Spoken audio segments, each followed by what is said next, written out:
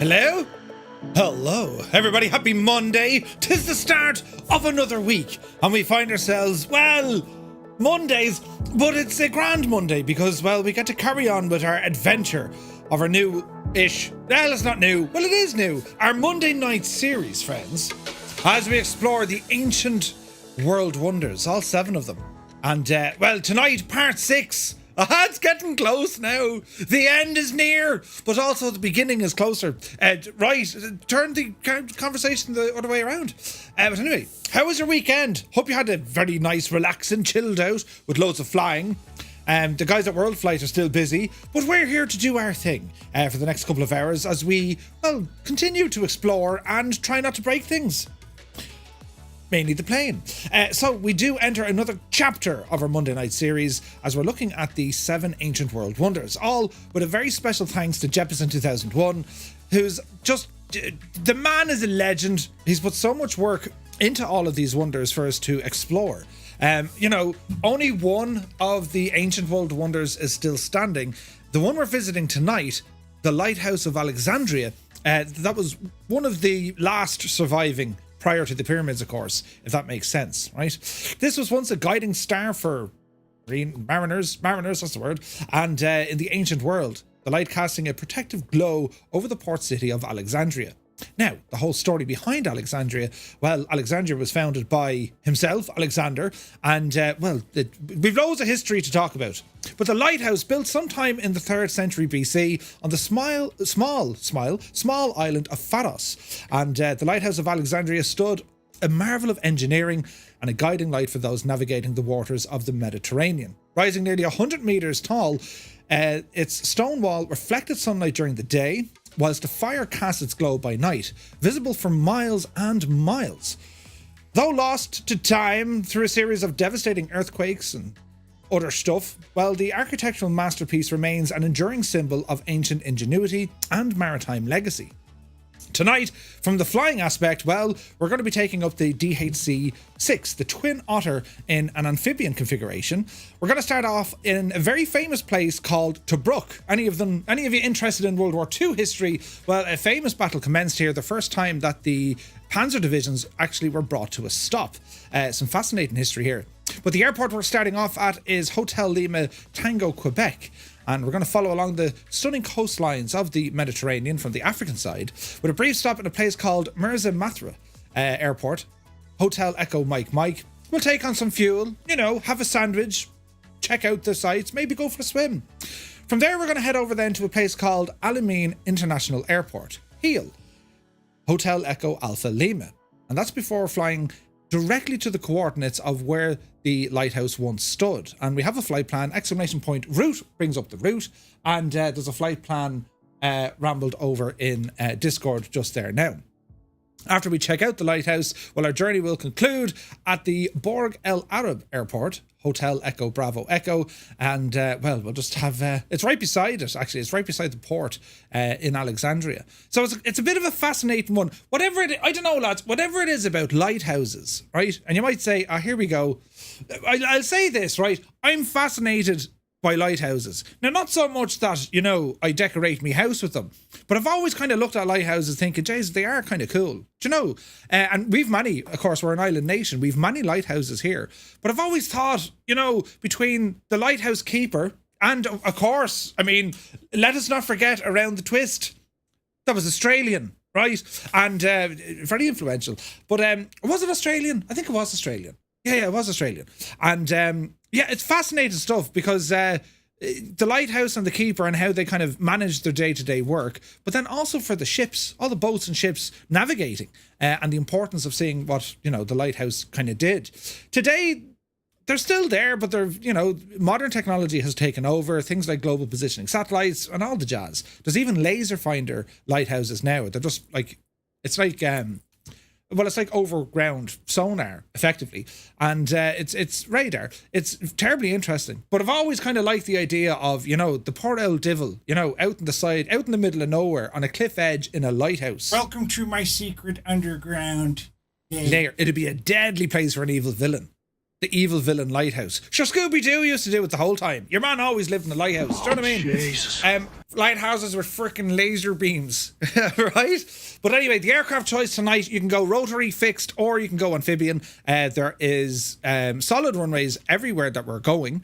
And if you have an amphibian aircraft or even a flying boat, we're staying very close to the coast. So it's not a huge flight. The weather that I've gone with, just to kind of make it look a bit better, it's kind of like, you know, scattered clouds, little bit of rain in places, and like a 4-knot wind, just to make it look interesting because, well, as you could have imagined, this part of North Africa, well, the sun is shining. Well, it would have been earlier on today. But I'll show you the times and the settings. It'll be grand, lads, right? We'll get through it. But most lighthouses are indeed haunted. Yes. We have that on good authority. All lighthouses, in fact, are haunted. Even Greta's. But anyway, who's here in the chat, bloke? We'll ramble in on this Monday evening. CP65 is here. Good to see you. Black Eyes Gabe. We have a Black Eyes Gabe. He says, happy Monday, Aj. Fireflies. It has been a long week already and it's only started. I have a mad week this week, lads. Mad, right? Work is busy. Work is flat out today. Tomorrow it's nuts. Wednesday, very busy. Thursday, not too bad, but I have to go to bed very early on Thursday because this Egypt has to get up at 0300 on Friday morning to bring one Miss Two-Tone and Two-Tone Jr. to the airport. And as soon as I drop them, I have to go straight back to work. Oh, Jesus. For a full day work. So I have to get up at 3 o'clock on Friday morning. You know me, I won't moan about it. You won't even know what happened on Friday night when I'm talking to you. I won't bring it up at all. Right?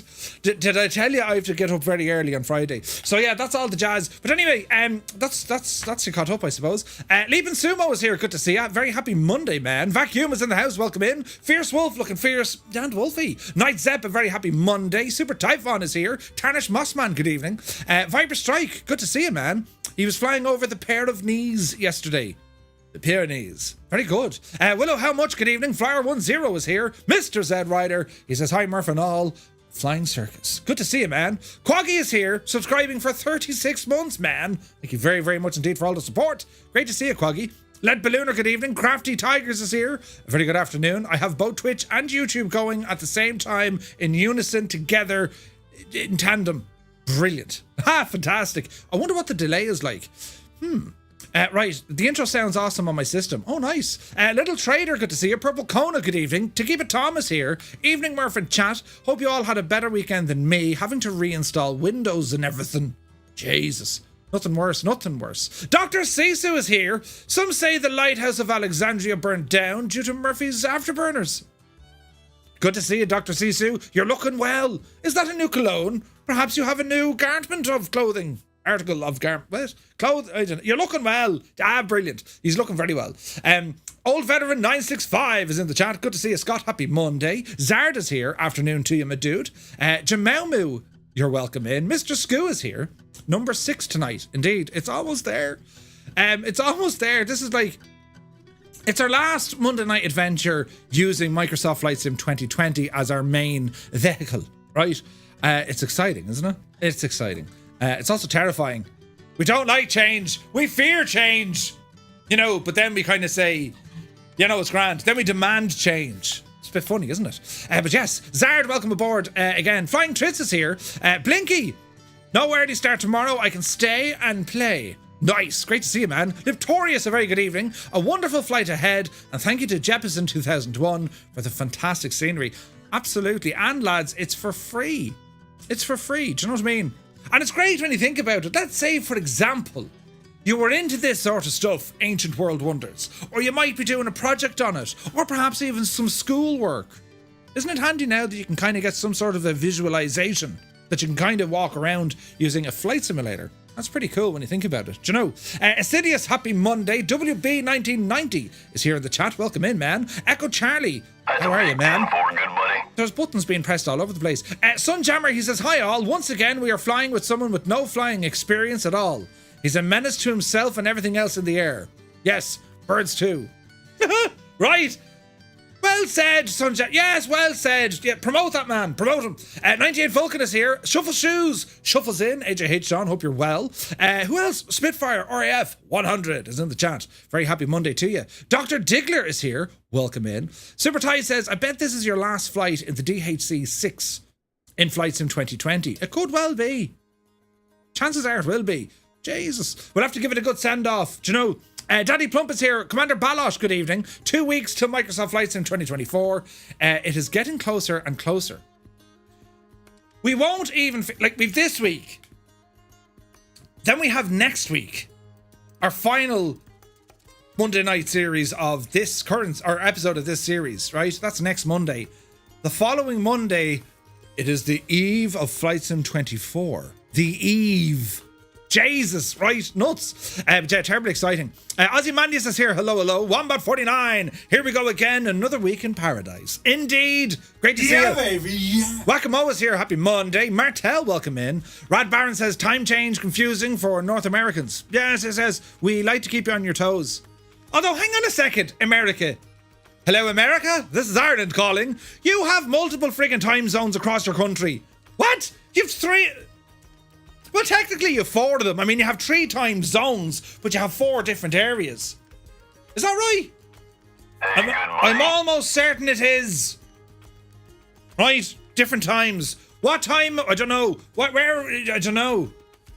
We say Eve, not Ive. Very good. Right, Krabby One, welcome in. Now, Quaggy is here. He says, the work that's gone into this is phenomenal. Jepson's done an incredible job. He really has. Right, now, Toto2495. Cranking up the Toto, welcome in. Nutty Slack is here. How are you, man? You're looking well. Sai120, good evening. Squawk Torque. Probably asked this before, but what's the knack for getting Microsoft Flight Sim to play through the correct sound device? Whenever I try to change between them, something always goes wrong. You have an option using the simulator settings. Go to options, control, or options, general, and it's in sound. And you can tell what device, to play audio. Or just do it from Windows. Bottom right hand corner, little speaker fella. Click on that gadget and select the output. But you want to be careful because I think if you change the sound source with the sim running, it won't make the changes until you restart. I think. But yes, Cyrus T, the man of teal, has rumbled aboard. Good to see you. Wambi is here. How are you, man? Lads, do you remember we were checking out Solve last week? Solve? I tried to read it and it says Svalvlir, right? But anyway, do you remember the airport we were checking it out? That Wambi has tune your frequency and the lights turn on, tune another frequency and the snowplow goes off and does a maneuver. It's now been released on the marketplace for a very competitive €9.99. Great success! It has been released. Well, huge congratulations to you, my dude. It's great airport. Swap21, hola. Why Can Yes is here. Welcome aboard. APU Inspector, good evening. One day closer to the weekend. That's the spirit. Yes, we can see the weekend. Vinci, welcome in. Where's Gibbo? He's washing his hair tonight, I'd say. Right? Tima, good to see you. Dowler's in the house. Winkle Gassler. Only know it from 1942. Pharos, is a coincidence that lighthouse in French is fair? No coincidence at all. And that's one of the interesting factoids we shall learn tonight, friends. Because, wait to hear this. The name Pharos, which is the island in which the great lighthouse, or the Lighthouse of Alexandria, was once built, well, it actually kind of rubbed off. People started saying, look, there is the Pharos. And they used Pharos as a name for a lighthouse. And even though the island Pharos, when we look at the island where it got its name, loosely translated and lost in translation and different depiction, it actually meant Pharos, as in the King's Land. Funny enough, that's where they got the name from my research into it. And I found that very interesting. Pharos, and then Pharos. And now we have lighthouses today in some languages as Pharos. It's fascinating stuff. It's interesting, I think. Hello there. Right, anyway, Zard, do we need floats? No, we'd be grand. Cybok Dog calling from Denmark. Hello from Tipperary, you're looking well. Around the Twist was ace. Do you remember it? The lighthouse from Around the Twist is a default POI. Is it? Jesus, we need to check it out. Now, let me see. Care85, welcome aboard. You're very welcome, Care. Aren't most lighthouses haunted? They are. Running the light and sounding the horn. Yep, the Horn of Gondor. The Lighthouse horror movie with Willem Dafoe. Rad Baron, I haven't watched it and I'm raging. Basically, it's one of these I'm going to mess with your head kind of movies. It's all about, psychotic and right. It looks very, very good. And Willem Dafoe is one of my favourite actors. He's brilliant. That's a big 10-4, good buddy. I do love me a bit of William Dafoe acting. It's brilliant, isn't it? So I need to watch it. Haven't watched it though. Byron, you're very welcome in. The Discord flight plans last airport is not the same as listed on the stream schedule, says Lead Ballooner. Hotel Echo Alpha X-Ray. Where did I say we're going? Hang on. Did we do something? Well, I say we in jest. Did I do something stupid? Hang on a second, we have a look. Oh Jesus, that says HEBA. Balls. Where is that place, HEBA? Well, listen, it's not important right now. What is important...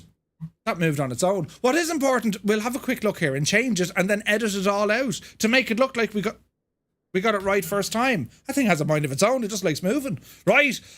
Good man, Ned Ballooner. We better go back to that now in a second. Soaring AJ, you're very welcome in. Quick distraction. I can't speak. Jesus. Someone pressed a button and it scared the bejesus out of me. You will be just... Wait now. English. You will just be yelling freedom after you drop them off. Indeed. Hermit, something good to see you. Always happy to lurk here in the background. Good to see you, man. Who else is here? Captain Ads, hello. Bell Bros in the house. Good to see you, man. The Forgetful Larry. Good man, Larry. Welcome aboard, man. SK Sun is in the house. Yeah, Lead Ballooner, we better fix that. Noel K is here. He says, Murph, are you sure those coordinates to the route are correct? No, I'm not, but we'll have to study it. Lads, you know me, I could have put in the completely wrong, it wouldn't be the first time. I trust the bot too much. We'll have a look. One Fly Air, good to see you. He says, what's this now? It's the Twin Otter seaplane. Indeed it is. MDA 009 is in the chat. Good to see you, man. You're looking well. How's the lighting under the desk with the records? Tell me, have you changed your home setup much? But yes, now we're over here, look. Jesus. Is it... How does one pronounce that name? Is it Petrol? 34D? I hope so. Welcome in. Thank you very much indeed for the comment.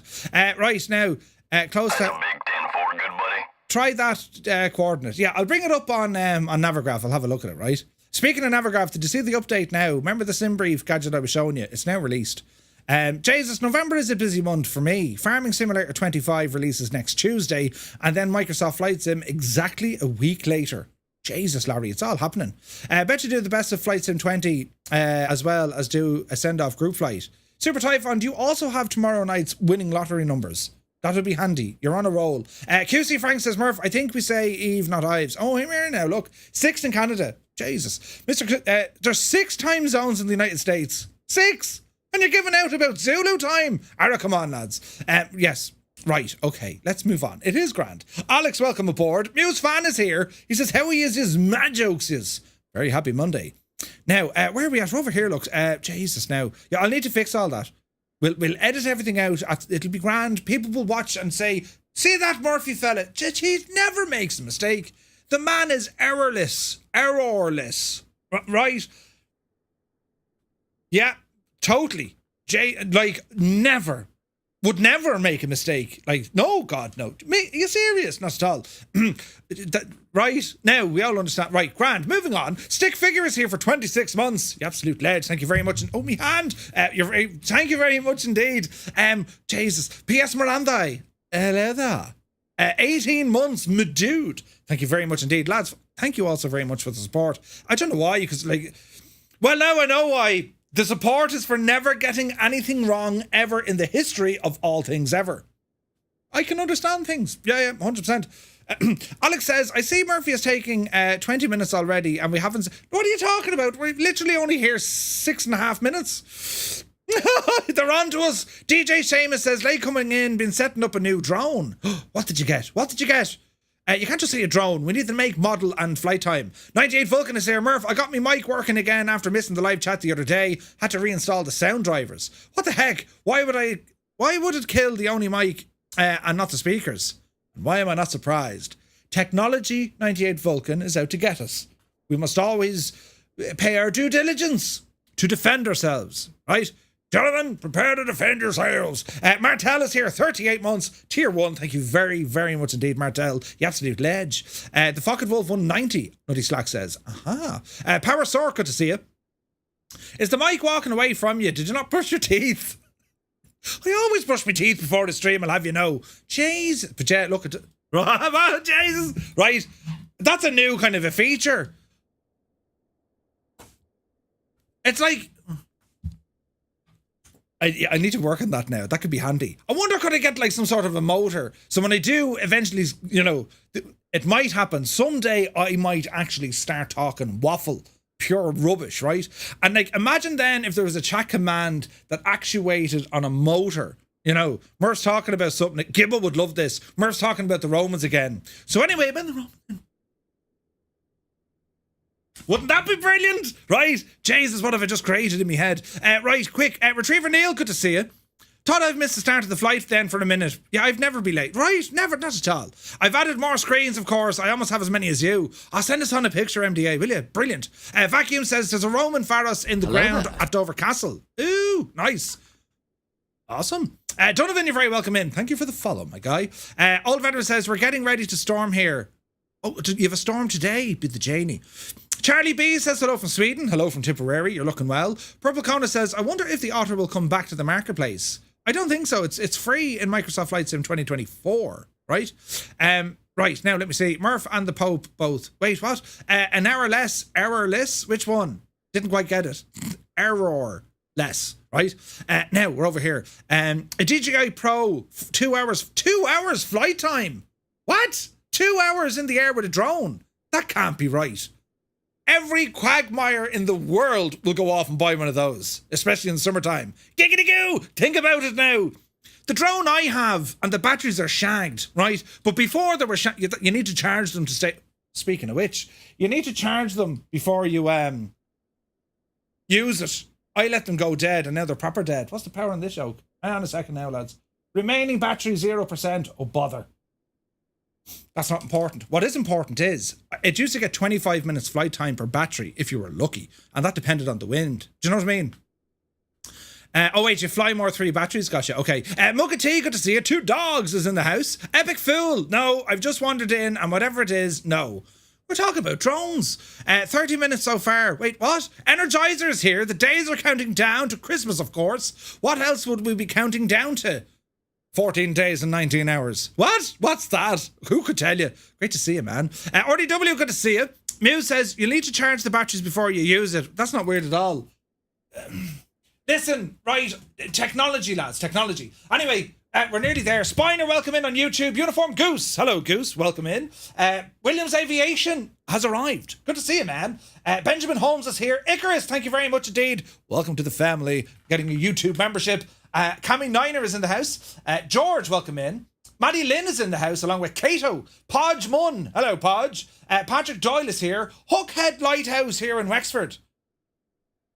I've been at Hookhead and I did a hook impersonation. No one got it. You know, I thought it was brilliant. I've fallen in love with a lighthouse called after me name. I was down there and it's 800 years in consistent operation. Some say the Irish invented lighthouses. I'm just saying, you know, we made heavy houses instead. Kanzui, hello, hello, hello. Bartman is here. Mrs. TPHI17, hello. Fly Darren is in the house. Let me see. Bunk Foss, good to see you. Stewarty, good evening. Monty is in the house. Helder, welcome aboard. Southeast Asian server will be our server of choice. Helder. Coke 276. The lighthouse isn't too far from me. It is the oldest still operational on the planet. Regards from South Kilkenny. Hello from North Tipperary. Jesus, great to see you, man. Andrew Cully is here. Welcome aboard. Johnny Shoe, how are you? Lone Gamer. Loved your comments on the was it the VR stuff or the other stuff? No, on the 146, on the RJ, the Avro RJ. We got there in the end. Great to see you, man. TJ Turner, welcome aboard. Who else now? Patrick Doyle, yes. Uniform Goose, yes. David Cleary, yes. How are you, man? Stevie is in the house. Big Sierra, hello from Michigan. Hello from Tipperary. You're looking well. Who else is here now? Alan Leslie, easy now. Welcome aboard. The Limbix is here. Only half an hour late. You're dead early. DJI Mini 4 Pro. I've got 3 batteries. Jesus. That's bananas. That's bananas. Right, now that I've only kept you there for the last 7 minutes, well, it's time to proceed with our, the thing, right? The thing. Oh, hang on, I need to press the button over here, look. And then I need to check the flight plan because some say Murphy has gotten an incorrect, erroneous flight plan.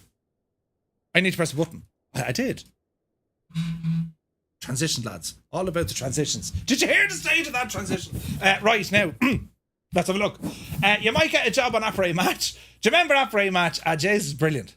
Is that still on, by the way? I used to love watching that. I've fallen in love with the technology. The flight plan... Hang on. The flight plan is wrong, or is it the bot in the chat? Oh, Jesus. Hang on, lads. We need to check this now. This is of the utmost importance, and one must go now to see if it's right. So, let me see. Back there. Yes. Well, yes. This is where I do the start of my flight planning, by the way, friends. The sounds that these things make. Open a flight. Pay no attention what you're looking at here of all the different flights that I do work on. The Lighthouse of Alexandria. We are starting off at Hotel Lima Tango, Quebec. And we're landing at Borg. That is the correct flight. That is 127.5% the correct flight. So what did I tell the bot? Because the bot is drunk. Let us go off and fix the bot and probably everything else. The bot is incorrect because everything else is incorrect. I need to update the bot. Let me fix it. How do we fix it? Oh yeah, I'll do one of these. Bear with me now, lads. Jesus. Right. That's the gadget I need. Come here to me, you. Yes. Oh, Jesus. That's grand, it's grand. And it's Heba. The bot is correct. On both sides of the family. We get to the YouTube bot now. Let's have a double check. Can I get a refund? There's no refunds. The bot is right. I just need to change the oak. Mr. Scoo says, Murph, did you say hello to the people on YouTube? I did, Mr. Scoo. I did. Thank you for reminding me, though. Sometimes I forget to do the most basic of things, as we can see, as evidenced by the Muppets' lack of consideration for the feckin' flight plan. Right, now, route. That looks kind of right as well. So basically what we're saying is Jesus, I'm after breaking the whole lot of it. Hang on now, lads. No, save Who's in charge? You haven't a clue what you're doing. Listen, it's not about who's in charge anymore. Who's responsible? I blame technology. Right, anyway, so that's the flight plan. Exclamation route in the gadget, and also the flight plan that is posted. That is correct. Right? And if you're unsure, well, let's bring up Navigraph. Where's Navigraph? Here it is. This is now wrong. Because we're not landing at HEAX at all, are we? No, we're not. So if I do that, and let's see what's wrong. Hem is there, heel is there, yes, direct to that gadget, and then it's HEBA, Murphy. HEBA. HEBA. Enter. That looks a million times better, look. Brilliant. That's where we're going, right?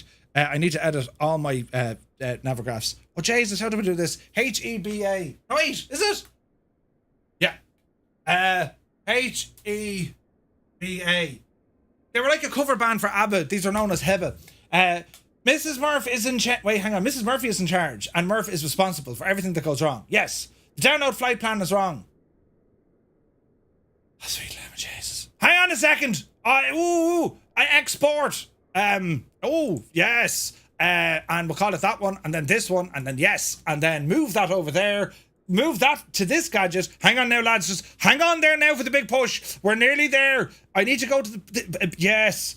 And delete that. Yeah, yeah. And then add this. There you go. Get in there now and enter. Welcome to tonight. Balls, I got that wrong. So we're all ready to go flying with our perfectly precise flight plan, and everything's ready to go. You see what it did? That's where the right. You sounded like an old priest and Father Ted. Wait, what? Right, now, happy Monday, Muttley. Good to see you. Right, friends, this is our chariot for this evening. It is that of the de Havilland DHC6, also known as the Twin Otter. And this configuration that we're using tonight, well, friends, this is that of the amphibious model. It's an amphibian. Right? And what we mean by amphibian, well, we have wheels and floats. Big pontoons with some wheels. What I love about this aircraft is how different it makes the standard Twin Otter, right? So if you were to have a look at, say, the traditional landing gear, the wheels would be to about here, roughly here. And now it's like, right? So that's going to make this machine a lot more challenging. And it is, as Cyrus has put it, a dirty board. I mean, it's filthy. And that's what I like about it, right? And you often see these things. There's actually one in Casino Royale as he's, James Bond, as he's landing. He's in a Twin Otter landing. It's class looking. Gorgeous, right? Gorgeous. Murph, you had the dog collar on, right? Now, beautiful aircraft in the real world. The one we have here from Aerosoft, this was kind of abandoned, and then Microsoft have purchased it directly. They're making it a default aircraft in Flight Sim 2024. I'm using a custom sound set from FSim, or FT, what are they called? FT Sim. And it does make a huge improvement over the sounds. This aircraft always struggled with its sounds in the sim. Visually, I mean, it's great from afar. The modeling work is superb. The texture work is a little bit kind of meh, you know? But yeah, error soft, right? But I do love flying the Twin Otter, and this tonight is a huge challenge. I mean, look at the height we are off the ground on these massive pontoons, look. It's amazing what this variant does for the aircraft, because it does transform it. Not only will it change the, the weight and the drag, but it also changes our perception of, where's the freaking undercarriage? Because the floats, as big as they are, well, we have a retractable landing gear built into them, meaning that we can land on hard surfaces, but of course we can also land this gadget on water. Pretty cool, right? The Twotter is love. It's an incredible aircraft. I love the Twin Otter, and I am very, very excited that we're getting one in the default sim, right? So quick check on time. We're going to kick things off here at 1500 local. 1500 is my sim time. I'm customizing this. I'm using Flow Pro here. I know a number of people are asking, hey, what's this? It's Flow Pro. It is the cat's pajamas. However, if we can just use the standard Microsoft Flight Sim menu, 1500, and then the weather preset, typical English day, but I've tweaked it. Basically what we have 3 layers of cloud, starting at around 16,000 feet. And we have a small bit of precip in the area, and we have winds about 2.5 knots, bearing 141. So it's not terribly windy. It's just to kind of break up the clear blue skies of what we have here on live weather. That's all we're doing. All right. So let's see what happens. Hey, Briggsy, good to see you. I went to Hampton Court today, the home of Henry VIII. Very interesting stuff. 7 wives. Jesus. So I'm in the PC6 and no water in flight plan. This is going to be interesting. It'll be grand. Totally fine. We have a rainbow as well. Look at that. Right, it's time to get this machine up and running. Are we ready, friends? Welcome to the cockpit of the Twin Otter. We're going to start off by closing the cargo door and the aft door. We'll get our little baggage, or our passenger door closed here. Mother of Jesus, how do we close this? I'll fix it, lads. Don't you worry. Click spot.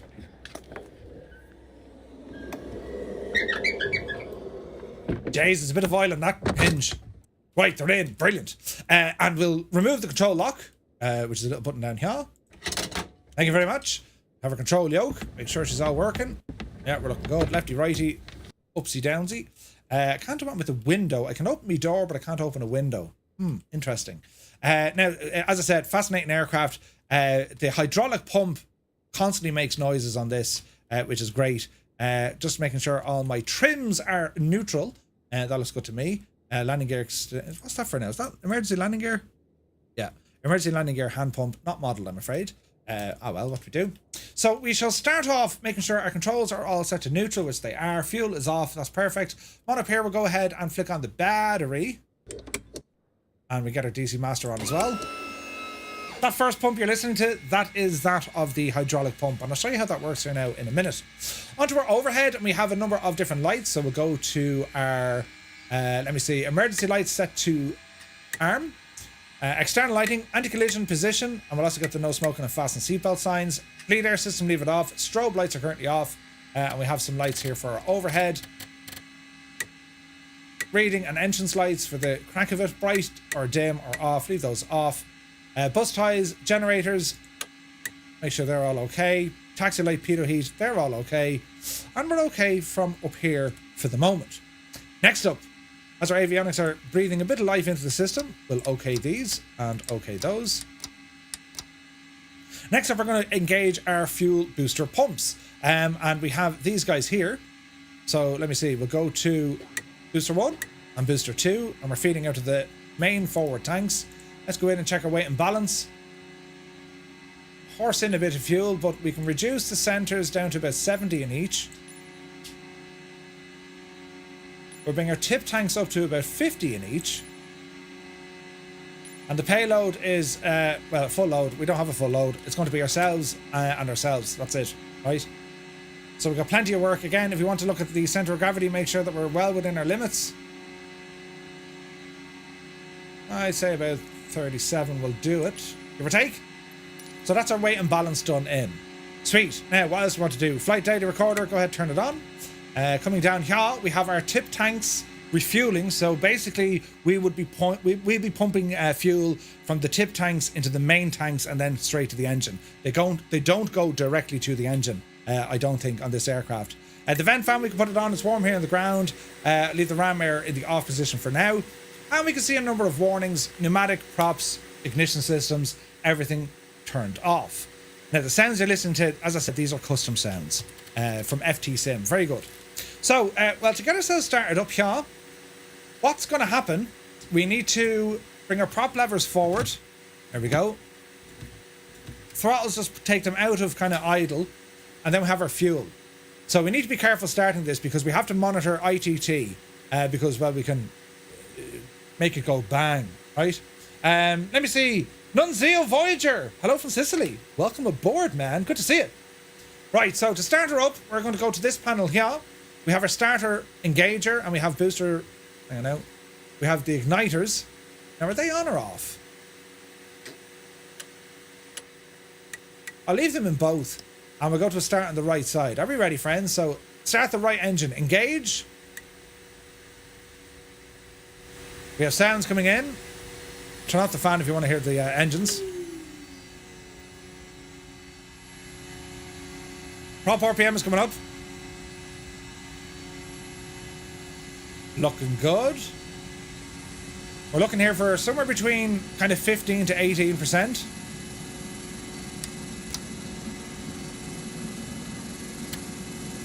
There's 18%. Introduce some fuel, which is this guy here. Now monitor. ITT for hot. NG for hung. We're looking good. There we have spinach of the prop. Spinach! And our right engine is coming online. Hello, Hank. Good to see you. Yeah, Markham. Good to see you. Hello from the gym. Ever been inside a men's gymnasium? Right, good start. Let's go now to our generator. Reset on. The bleed air system, I'll leave it off for the moment. And we'll start up the left side. Engage.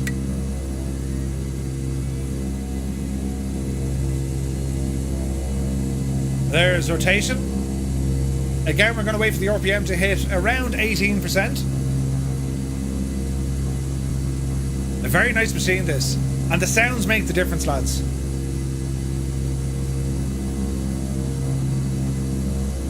Why can't yes? There's no window to open, unfortunately. I can open the door for the sound.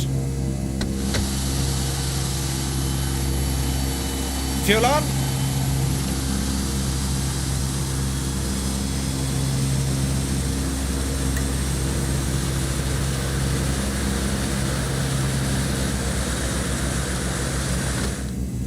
Jesus. I mean, if you imagine walking out, I forgot my phone. Flying mince. Right. Let me see. Good start on the left. Generator. Reset on. Bleed control system on. Bus ties, leave them alone. What else do we need here now? That's all good. That's all good. That's all good. That's all good. Generators are working and confirmed. ELT reset armed. She's working. What else do we want here? How has that not ended up on a t-shirt? I mean, I'm just saying.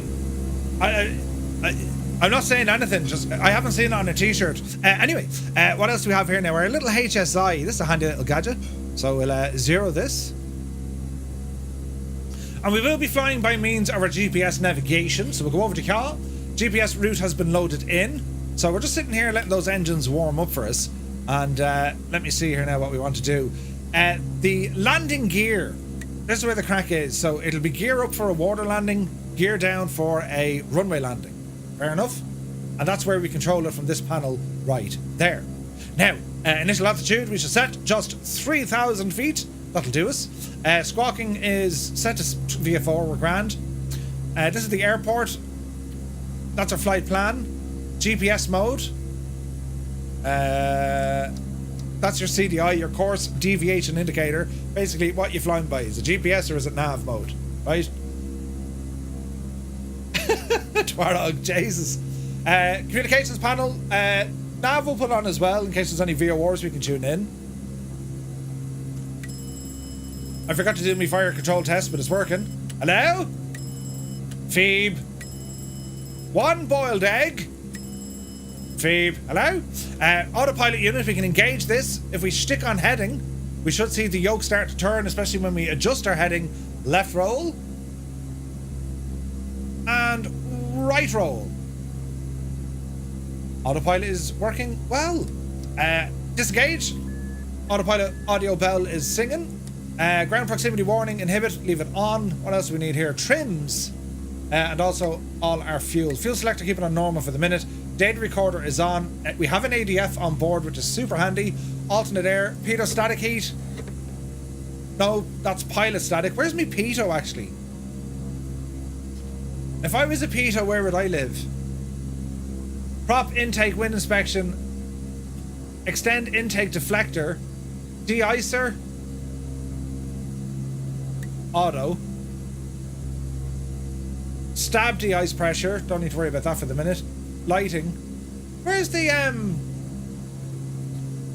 pitot heat?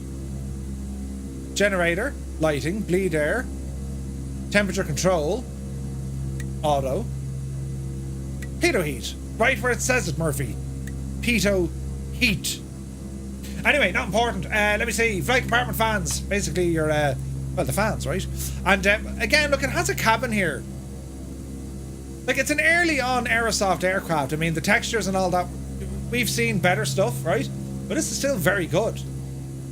Twardock says, Murph, is the Flight Sim 24 career mode a bit like on air? Kinda, yeah. Kinda, yeah. Flu 75, good to see you. It kind of is, Twardock, yeah. Right, now, quick check on the runway. The departure runway is going to be that of runway 20, which means we have to go up here and turn left.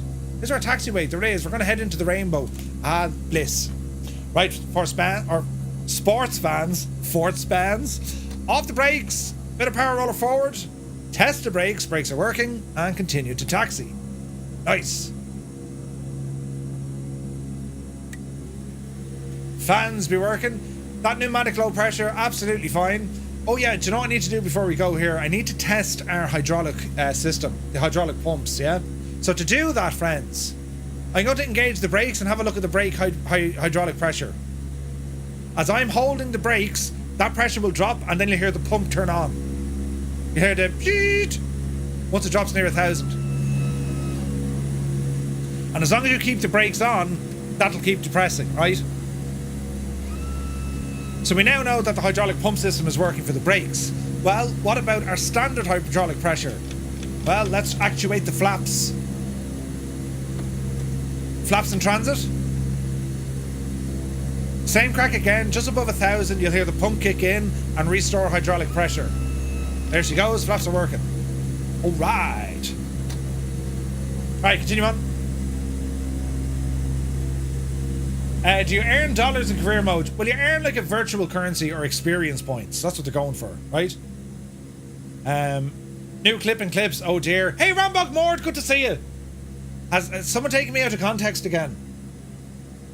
Now, if you look at the style or the design of the airport we're at, it was built by the British, and it's the typical kind of British designed airport from the Second World War. The A shape, like an A frame. And the reason why they could do that, it allowed them to launch many aircraft at the same time, but it also meant that aircraft could favour a runway that had optimal wind, as in wind direction, yeah? Because let's face it, lads, some of the older aircraft hadn't a chance for a crosswind component. It just wouldn't happen. It just wouldn't happen.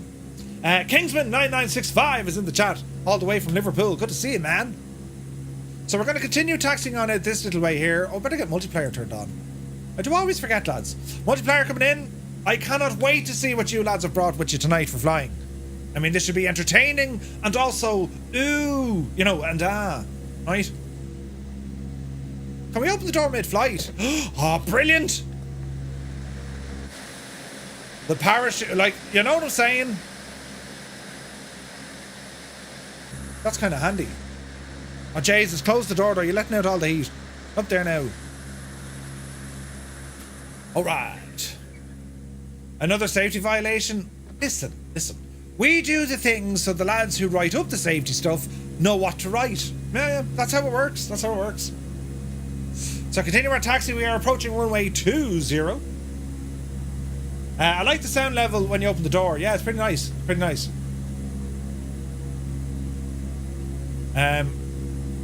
Now, also, let's just test the old reverses here. So put to idle, reverse activated, into beta.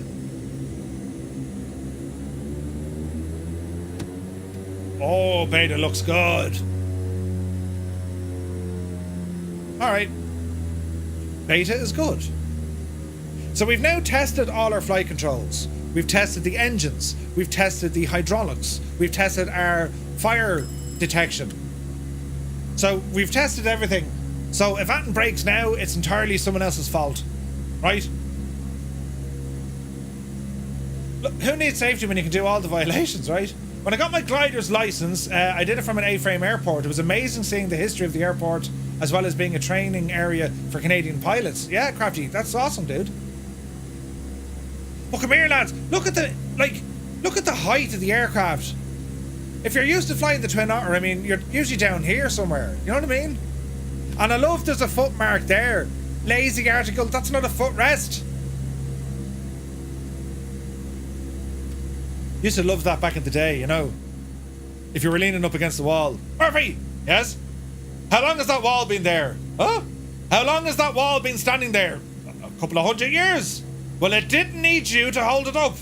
Eh? Get off the wall. Oh, Jesus. Brilliant. But anyway. Yeah, I get given out to a lot. It's alright though. Right, runway 20 over here. Lights on. That's good. Strobes coming on. Transponder was set to alt mode. Altitude reporting. And the rest we should be grand. It's so high it's like flying the GA A380. Yeah, that's the spirit. Okay, active runway. There's a Black Eyes Game in a Cessna 172. Toto in the Cessna 182 with a retractable landing gear, no less. Nice. Dakey is a bit absent lately. Daughter's having an awful long COVID and changing her lives. I'm lurking lots. Dakey, I'm sorry to hear that, man. If you ever need someone to chat to, just chat, dude. Drop us an LDM and we'll get the L keyboard striking off to a good thing. Why is all taken off at the other end of the... That's hilarious. Everyone's taking off the wrong way. Right, don't worry about it, friends. Now, we're going to put our heading mode to heading. Can I reset that with a button? No. Alright, sit tight, please. Not to flaps to take off. Yes. Vertical speed will be our next little trick. We're going to arm the altitude. Vertical speed will be... We can't do that with it yet. Arm and vertical speed. A default 5, right? Okay. Runway heading set. Course heading. 096 degrees. Come down here, me devil. Let's disappear the yoke for a minute because I can't see a thing. Let me see. 09 or 6. 0. Have I got a course button? Why don't I have a course button? 09.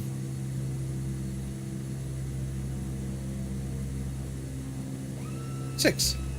Hello. Okay, friends. It's time to fly. Power coming in. And let's get out of here.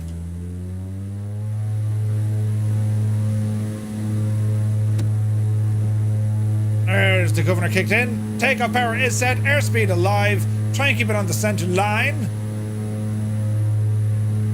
There's 80 knots. There's 90. Yep, see daisy. There we go. Positive rate of climb, gear up.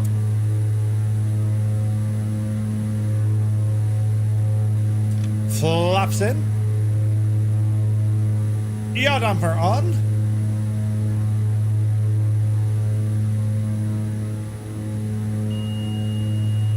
Altitude alert.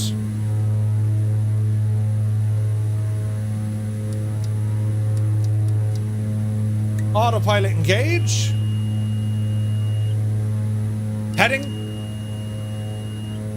Altitude setting.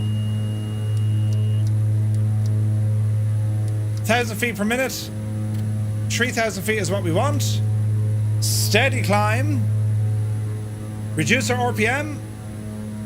Ever so slightly. Reduce our torque. Ever so slightly. And we're looking kind of good here, friends. Temperatures and pressures are good. It's telling me to trim down. We won't worry about that just yet. And, well, let's have an old gawk.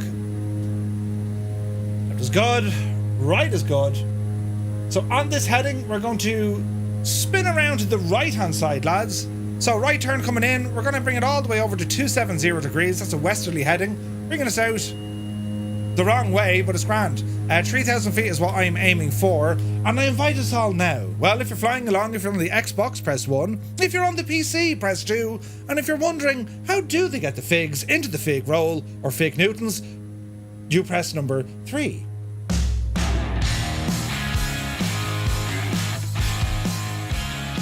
Hello, Fireflies. Welcome to the Flying Circus. We live stream every Monday, Wednesday, and Friday, 1900. No, Jesus, 2000 Zulu time. Right here.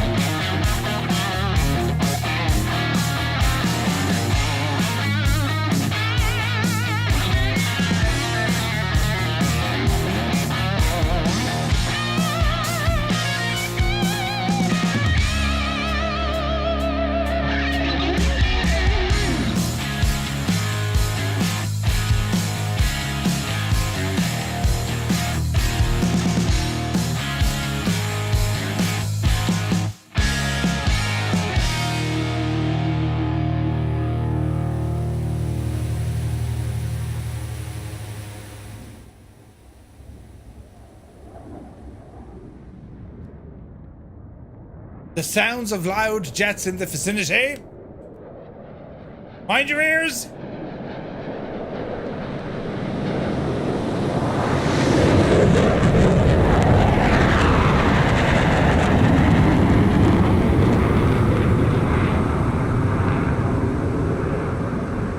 Jesus, the noise of the jets. Holy mother of... Right. Now, I left us in this position. We are heading due north. We will be making a right turn now, friends. Where's my right turn buttons? Over here. Right turn. Bring it in. 09 or 6. Diddly-did-do-do. Yes. There she be. Holding 3,000 feet. And we'll calm down the engines and all this jazz here now in a moment. There we are. And there we are. Right, that's looking good to me. Alright. 29 on the PC, 2 on console. Sweet. The music sticks in your head for days. Oh yeah. All right, lads, we're looking pretty good here. So, T's and P's, green and green, all green. Yeah, we're looking good. Fuel quantities are looking good. Booster tanks are looking good.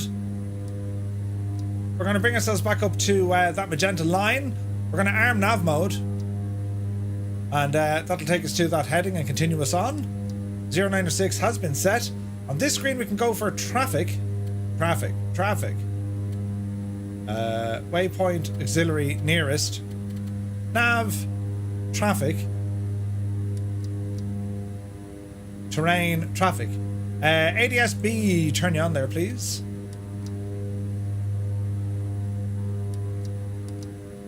Enter. Jesus. Look at the traffic. Look at the state of that. We got aircraft all over the shop, look. That's deadly looking, isn't it? I say there are many planes nearby. Yes, there are. They're all over the shop. It's the Fireflies. Look at that. Ah, brilliant.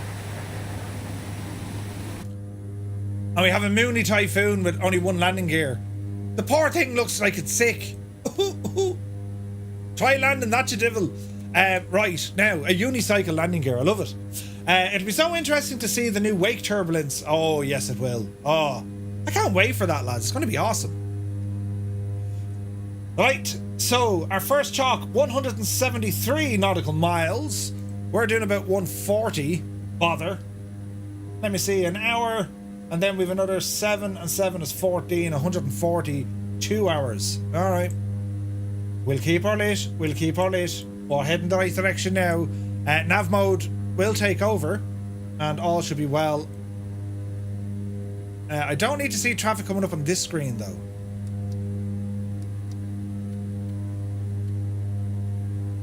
So we better turn off the old ADS-B. Because that's just going to wreck our head otherwise. There we go. So we have an hour-ish on this leg. We'll see how we go for speed. Tried logging on Navigraph on the new widget, but except on webpage, but in-game it does nothing. I'll try later. There's a new update for what's it called? Simlink? Navigraph Simlink. Make sure you grab the latest update. Where are you? This gadget here.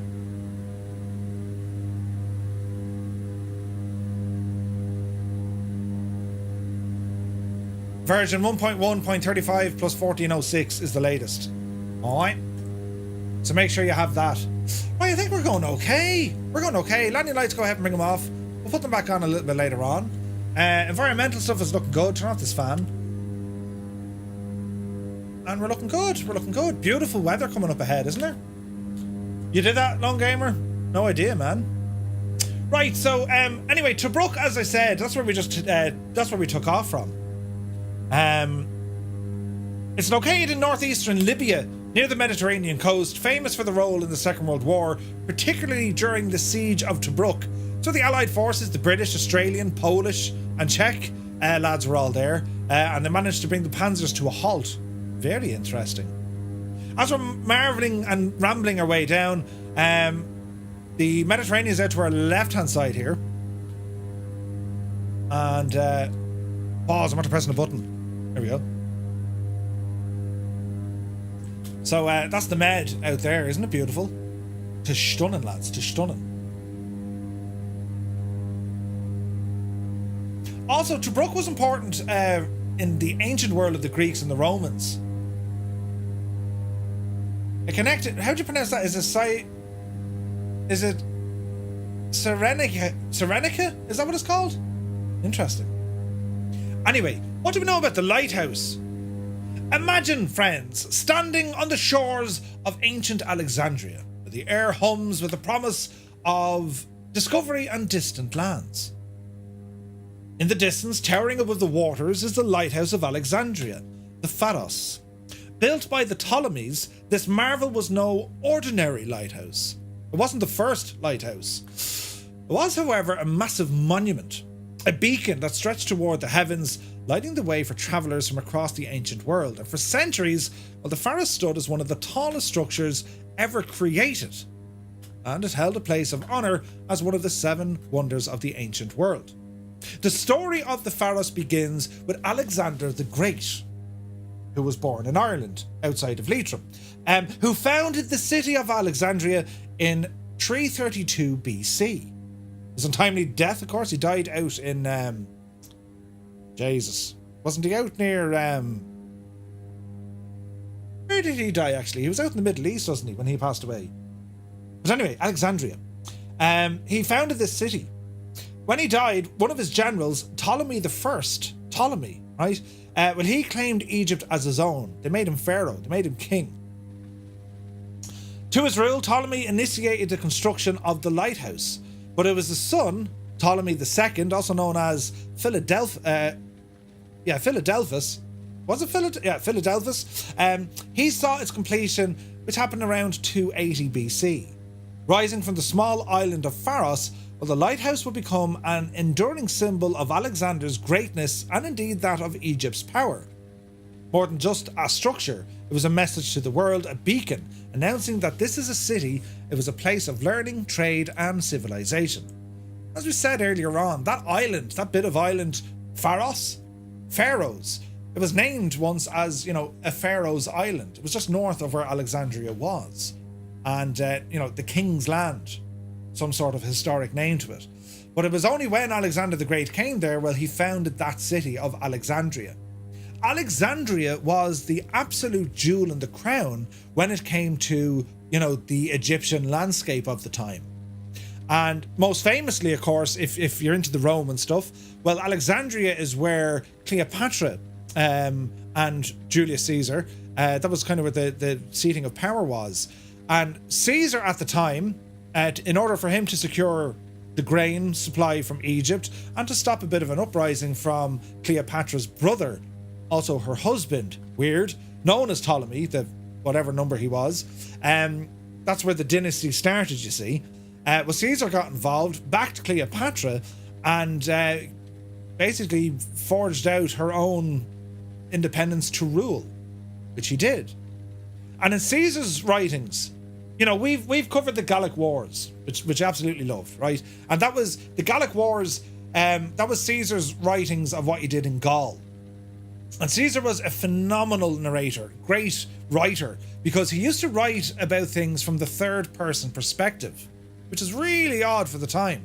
And he did the same when it came about the Lighthouse of Alexandria. Caesar actually said, the lighthouse was the most strategic building if you were to wage any sort of war, because it's a visual landmark. If you control the lighthouse, you control the port. If you control the port, well, you control Alexandria. The man was a distant thinker. But even at that, by the time, Caesar came along, well, the lighthouse was already standing for almost 200 years. Quite the impeccable thing. Constructing the Pharos, well, couldn't have been easy, right? I mean, the sheer scale. It's reported to stand at just over 100 meters. That's about 330 feet. And when we think about it today, well, today's largest and tallest lighthouse, well, that's about 212 feet or 220 feet, right? So it was quite big, but I mean, why did you need to go that high? It towered over the landscape, visible for miles across the sea, and the lighthouse was built from massive blocks of pale limestone and granite. Carefully drawn, and then they were hewn and fitted together. Stone by stone, it rose in 3 distinct tiers. The base, a sturdy square, was built to withstand the elements and give it a firm foundation. The middle tier, octagonal in shape, symbolised strength and elegance, and while the top, a cylindrical tower where the flames of the Pharos burnt. So it was 3 phases to its building. Inside, an ingenious system of ramps wound around the structure, allowing workers to carry fuel to the furnace at the summit.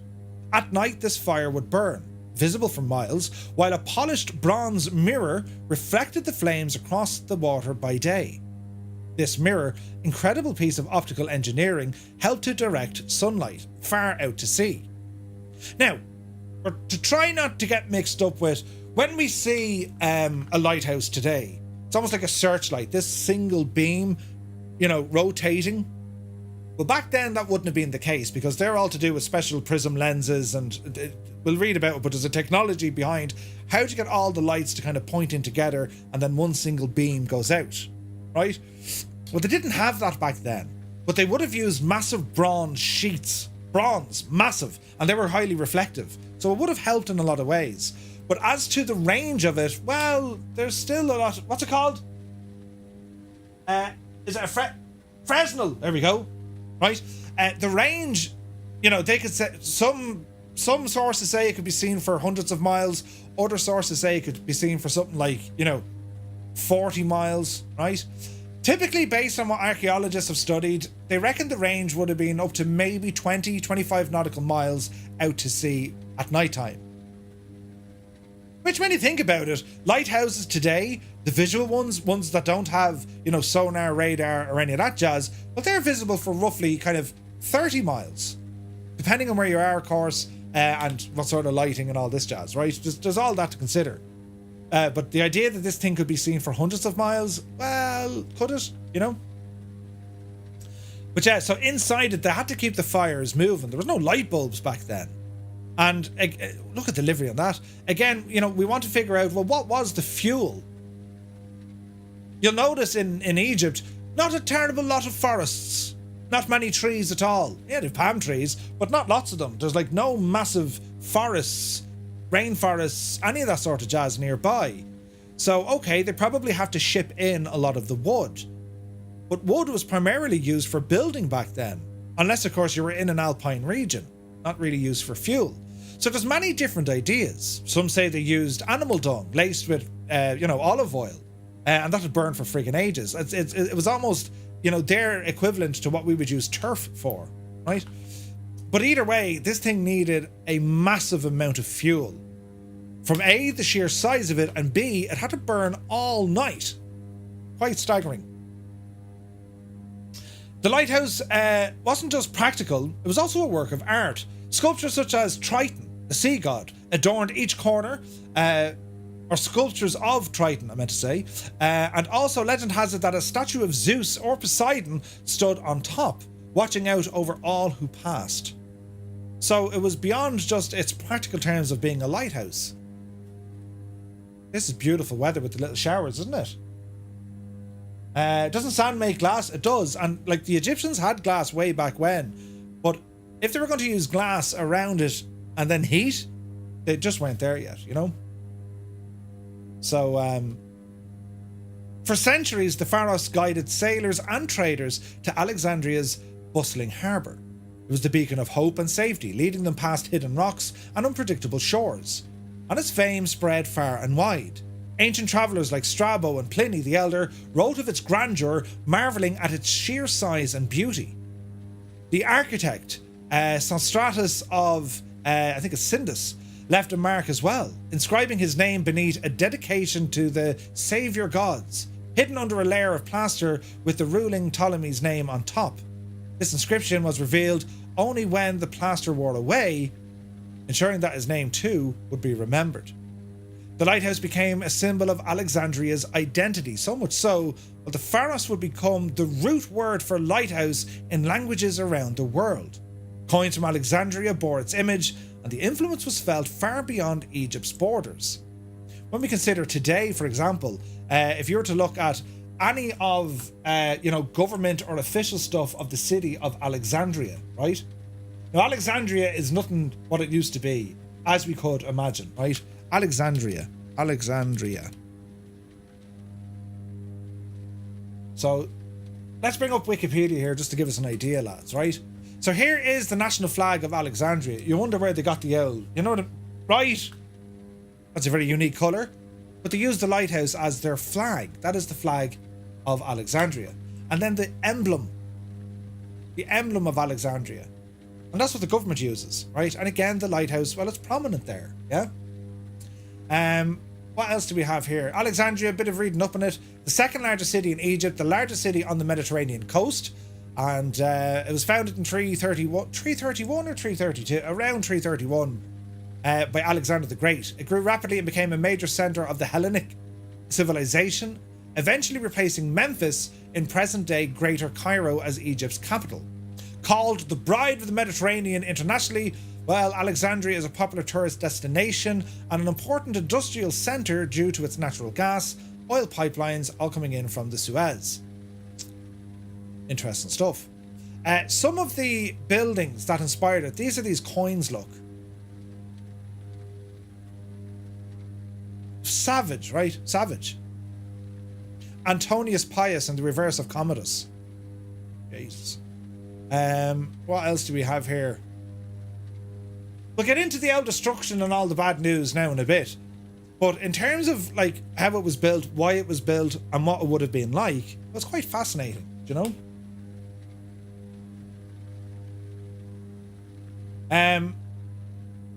The Pharos withstood the test of time for centuries, which it did. It was one of the oldest surviving wonders of the ancient world. The only one that we have left today, of course, well, is that of the pyramids, with the lighthouse, you know, falling through time, you know.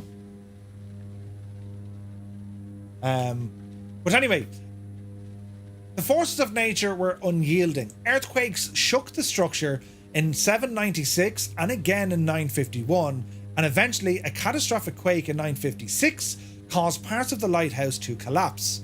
Repairs were attempted, but the damage was severe. Further earthquakes in 1303 and 1323 finally left the Pharos a ruin.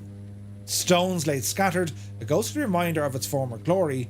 Then, in 1480, Sultan Qitbay repurposed the last remnants of the Pharos to build a fort on the same spot. And we'll have a look at that there as well. So Alexandria, which, you know, it's just one of those cities. The lighthouse, it wasn't, I don't think it got the name the Great Lighthouse. Alexandria was also home to the Great Library. The Great Library, right?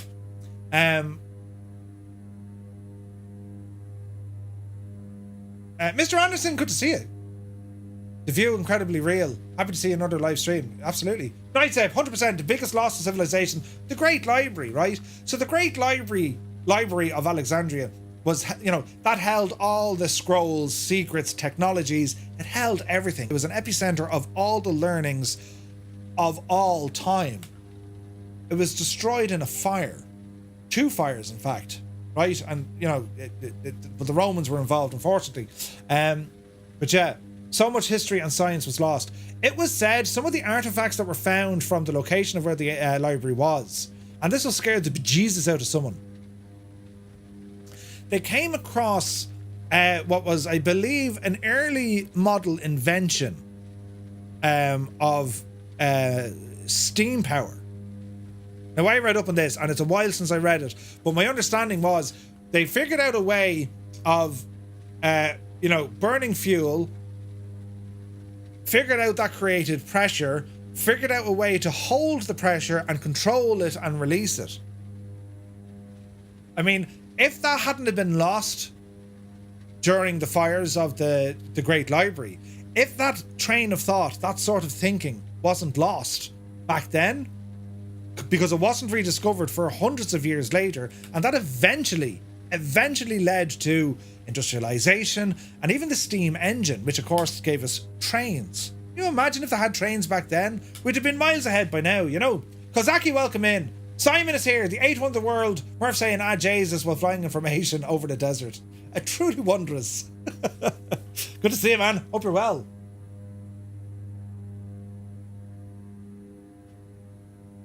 Gregor says, a cub crafter had to land on a highway near me this morning on Highway 85 near San Jose. Nobody hurt. Whoa.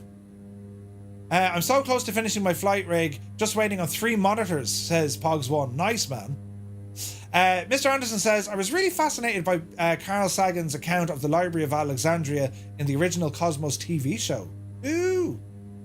Yeah, like, fascinating stuff. And like Alexandria later on, again made famous with Cleopatra because it's where herself and Can I get a refund? Marcus Antonius Maximus, well, that's what they shacked up, do you know? And the famous love affair that was. If you're into that sort of thing, that is. But it's so interesting. And like Alexandria was second only to that of Rome.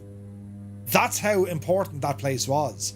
That's how grandeur it was. Do you know what I mean? It was modern, it was grand, it had all of these wonderful buildings, incredible architecture, the lighthouse, the library. There was also different road networks. There was different, what was the other thing they had? They had like these, well, there was obelisks all over the place. That's obelisks are an Egyptian thing, right? But fascinating. And of course, the Lighthouse of Alexandria, well, that spurted on. I've just pre-ordered flights in 2024. Kozaki, I hope you did it from the link down on Twitch, because you would have saved a few quid.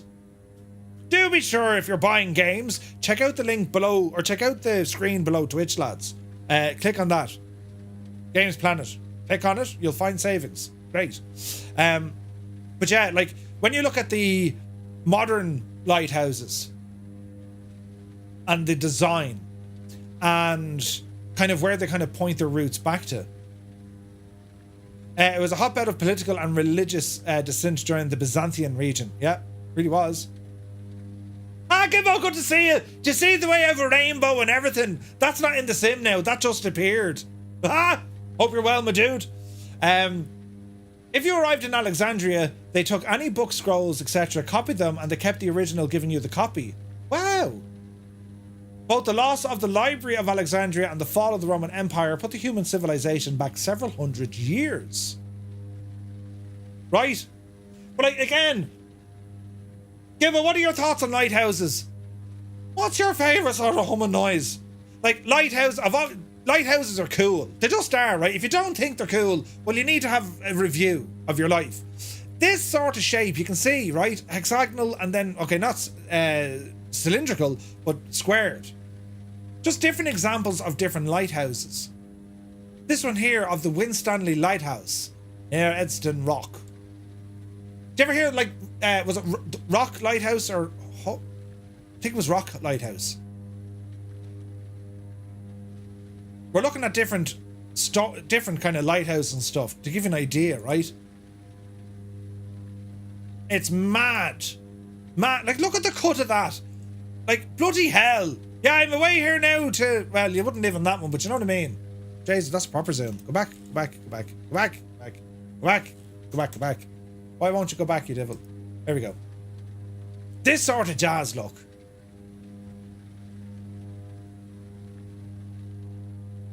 That looks familiar. Where's that now? Gibraltar.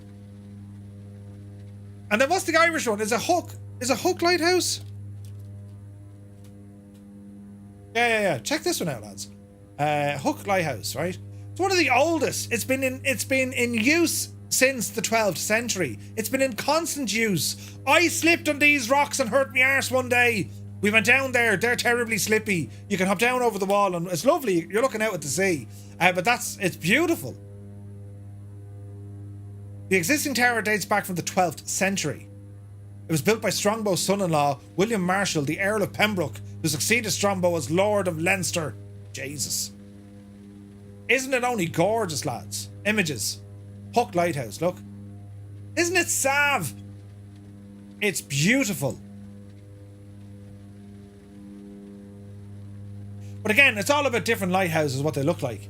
Fastnet, yeah, Fastnet looks gorgeous. Fan it up in Donegal, yep. The photo of a lighthouse being engulfed by a large wave is very inspiring, right? Gibba says, I'm pretty opinionated, but one thing I can say is I've never thought about it as how much I like... Wait, now, I'm pretty opinionated, but one thing I can't say I've ever thought about was how much I like lighthouses. I'd say Gibbo never once had that question in his entire lifetime. What do you think of lighthouses, Gibbo? What have I walked in on? That's brilliant. But yeah, that's Hook Lighthouse in Ireland. And there's loads more. Jesus, look at that devil out swimming. Are you mad, Nora? Bloody hell. That's a phenomenal picture. Look at the cut of that, look. Oh, that's pretty, isn't it? Anyway. Lighthouses, of course, mark dangerous coastlines, hazardous reef, aerial navigation, seemingly that they help it now.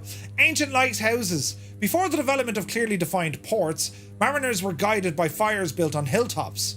Anyone who watched Lord of the Rings, you know when they light the beacons? Same sort of idea, yeah? You don't want to shine your light, Kibbo. I'm from, let me see, Gain Green, welcome in. I'm from New England, USA. We have a bunch of history with lighthouses. There you go. There you go. Check out the Sanibel Island Lighthouse in Southwest Florida. Well, that's the thing. America has tons of them. Ye lots of lighthouses. Ye of the many lighthouse. Anyway, how it worked. They used to place a fire on a platform.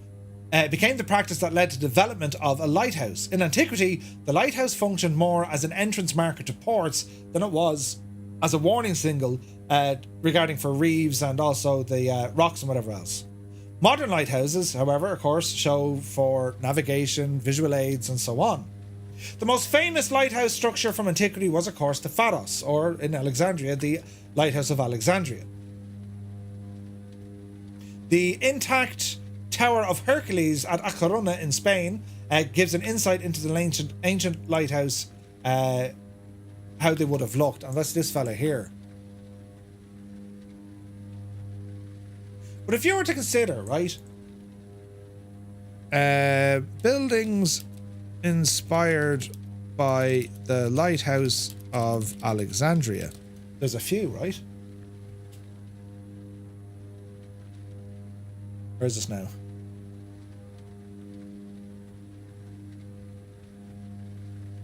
The design of minarets, you know, minarets in many early Egyptian Islamic mosques followed a three-stage design similar to that of the Pharos, attesting to the building's broader architectural influence.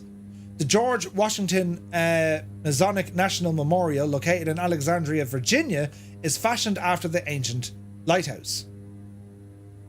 There's also the Pharos Lighthouse as a park icon centerpiece at Universal Islands of Adventure theme park in Orlando. And there's also like a mini one in Spain somewhere. Right? I heard that the lighthouse was invented by people of Ireland. I agree. Hank says, I got a small question about some airplane flying. I can't find the button to enable the speed autopilot. It depends on your aircraft. What are you flying? Look at this beautiful bay we're flying over here, by the way. Look at this, lads. Isn't this gorgeous? This is stunning. Now, let me see. What time is it now? 9:30. Yeah. Right, lads, we're going to have to kick up the speed a little bit. I know I said 140, but do we have the legs to go a little bit faster? Or is there anyone going to struggle here? I'm glad I asked. Small bit of power. We just want to bring it up to about 160-ish if we can, right? The new Point Loma Lighthouse is pretty famous thanks to Top Gun. Here we go. King Air, nice. I hope you have life jackets. You would. You absolutely would. But yeah, like, okay. Lighthouses in America, there's loads of them, right? Lighthouses around Ireland, we've loads of them. And that's what I love about lighthouses then also when it comes to aviation, because, well, a lot of lighthouses, well, you got to fly out of them, right? And a lot of them would have helipads and stuff on them. So let me see. Hello there. Lighthouse. Pilot Peely, good to see you. The Blaze, good to see you. Let's have a look here now. So, like Black Sod Lighthouse is a thing. So have a look at some of these now. These are just from the Irish Air Corps, but like, you know, some of the remote lighthouses that we have. That's not too far out. That's out Dublin somewhere, I think. But this crack, see here now. This is like, they had all these markers. That's the same hook head lighthouse, right? Let me see. Crouton Assassin, welcome in. Ireland had these markers for the Second World War to identify, hey, we're Irish, we're neutral, right? So that was the span of it. But I remember seeing some incredible photos that the Air Corps had, because the lads used to fly out to them, you see, you know. And I think it was a Dauphin, not an Alouette. There were some incredible photos of a Dauphin out near a lighthouse. I'll find it here somewhere.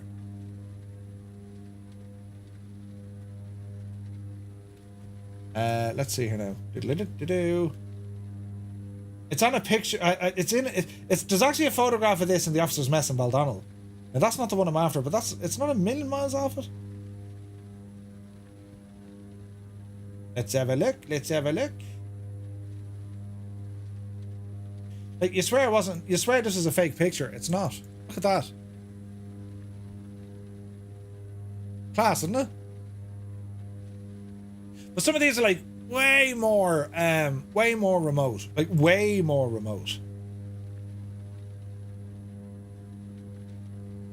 Where is it now? Do we not have the picture I'm after? It's in the officer's mess. The next time I'm in there, I'll have to steal it. I mean, borrow it, or even take a picture of it.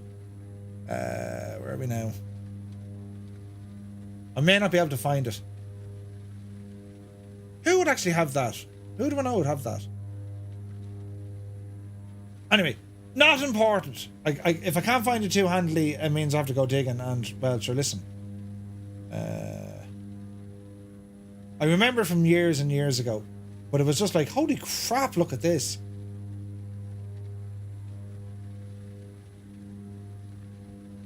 Some of the lighthouses around, and again, like when you look at flights in 2024, right? There's going to be landing challenges, extreme landings at lighthouses. There's one in the trailer.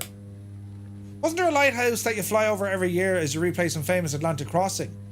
Franco, well, we fly the Bremen flight, and yeah, there's lighthouses there. There's a lighthouse on a place called Greenly Island. That's where the Bremen aircraft touched down, marking the first east to west crossing of the Atlantic Ocean by a fixed-wing aircraft. 1928, a year after the Spirit of St. Louis went the opposite direction. Black Sod Lighthouse, very famous for any history buffs. Really is. It's it. Very, very interesting. Black Sod is where Rescue 116 went down. Yeah. Very sad. But like, it's hard to imagine, right? I mean, we see lighthouses and you're like, oh, look, yeah, there's a lighthouse. When you think of the significance, and then you think about, you know, the mother of all lighthouses, well, it came all the way back to here. You know what I mean? Built in 280 BC. 280 BC. And there's more information that we have here on the lighthouse because, well, as we know, well, it didn't end up terribly well, right? So, as I said, the enduring legacy, it was destroyed by 2 earthquakes, and then in 1480, the Sultan came along and repurposed it, and he went off and he built himself a lovely fort. But the story of the Pharos might have ended there, lost to the sands of time and the depths of the sea. But in the 20th century, French archaeologists took up the task of rediscovery. In 1994, they dove into Alexandria's eastern harbour and they found remnants of the ancient wonder. Broken columns, statues, and massive blocks of stone that had once formed the lighthouse. They mapped over 3,300 pieces, a painstaking effort to catalogue what had been lost. Among the fragments were statues of the sea god Triton and obelisks believed to date back to Ramses II's reign. Today, the artifacts tell a silent story of the Pharos, its glory and its fall, and plans are now underway. This is coming from the Egyptian government to preserve the memory of the lighthouse by building an underwater museum. That's like, what? That's incredible, right?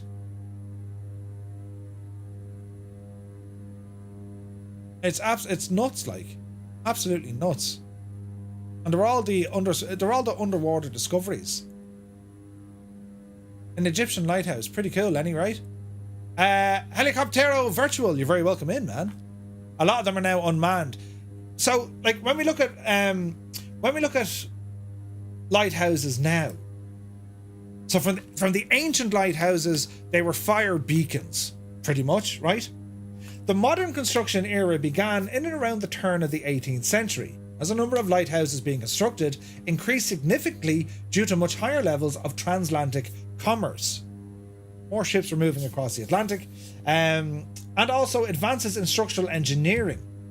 There was also a brand new modern electrical lighting equipment which allowed for the creation of larger and more powerful lighthouses, including ones exposed to the sea itself. The function of lighthouses was gradually changed from indicating ports to providing a visible warning against shipping hazards such as rocks, reefs, all that jazz. The Edison Rocks were a major shipwreck hazard for mariners sailing through the English Channel. The first lighthouse built there was an octagonal wooden structure anchored on it by 12 iron stanchions secured to the rock. And it was built by a fellow called Henry Winstanley in 1696. His lighthouse was the first tower in the world to have been fully exposed to the open sea. Do you know? Ehrman says, my narration is drowned out by the plane. Is it? Really? I have to be louder? Jesus. An underwater museum. Wouldn't that be class? See you later, here. Good to see you. Let me know how the audio is now. Just shout when I do things, silly. The civil engineer John Smeaton rebuilt the lighthouse from 1756 and 1759, and his tower marked a major step forward in the design of lighthouses and remained in use until 1877.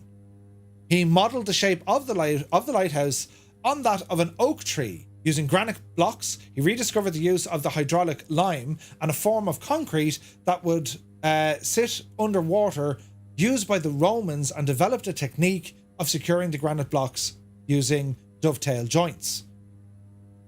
Here's another thing that was lost. The Pozzolana or Pozzolana. It was a Roman designed concrete. It was waterproof, very fast drying. All that technology was lost for hundreds and hundreds of years, thousands of years. It wasn't discovered again until Victorian Britain. They used pozzolana, which is this volcanic ash mixed in with the sand and all this sort of jazz, to make concrete. That's why we have so many Roman structures, because they knew exactly how to build them. And that technology, that crucial bit of technology of their concrete, Roman concrete, well, as the Roman Empire kind of faded out, so did a lot of their technology, with things having to be rediscovered. The Romans, right? Cammy Niner, you take care, my dude.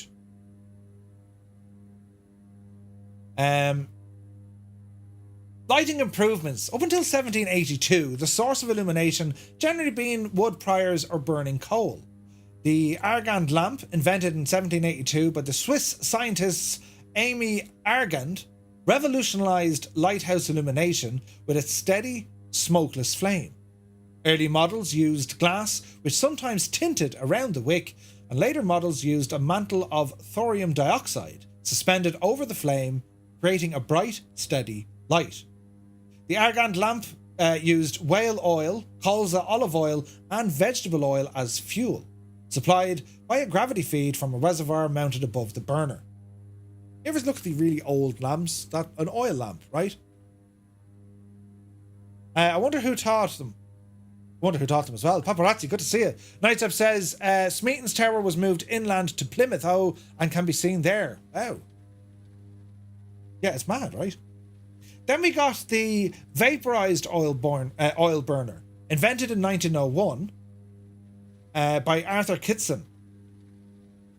South Foreland Lighthouse was the first tower to successfully use an electrical light in 1875. The lighthouse carbon arc lamps were powered by a steam-driven magneto. John Richardson Wigham was the first to develop a system for gas illumination. His improved gas Crocus burner at the Bailey Lighthouse near Dublin was 13 times more powerful than most brilliant light then known.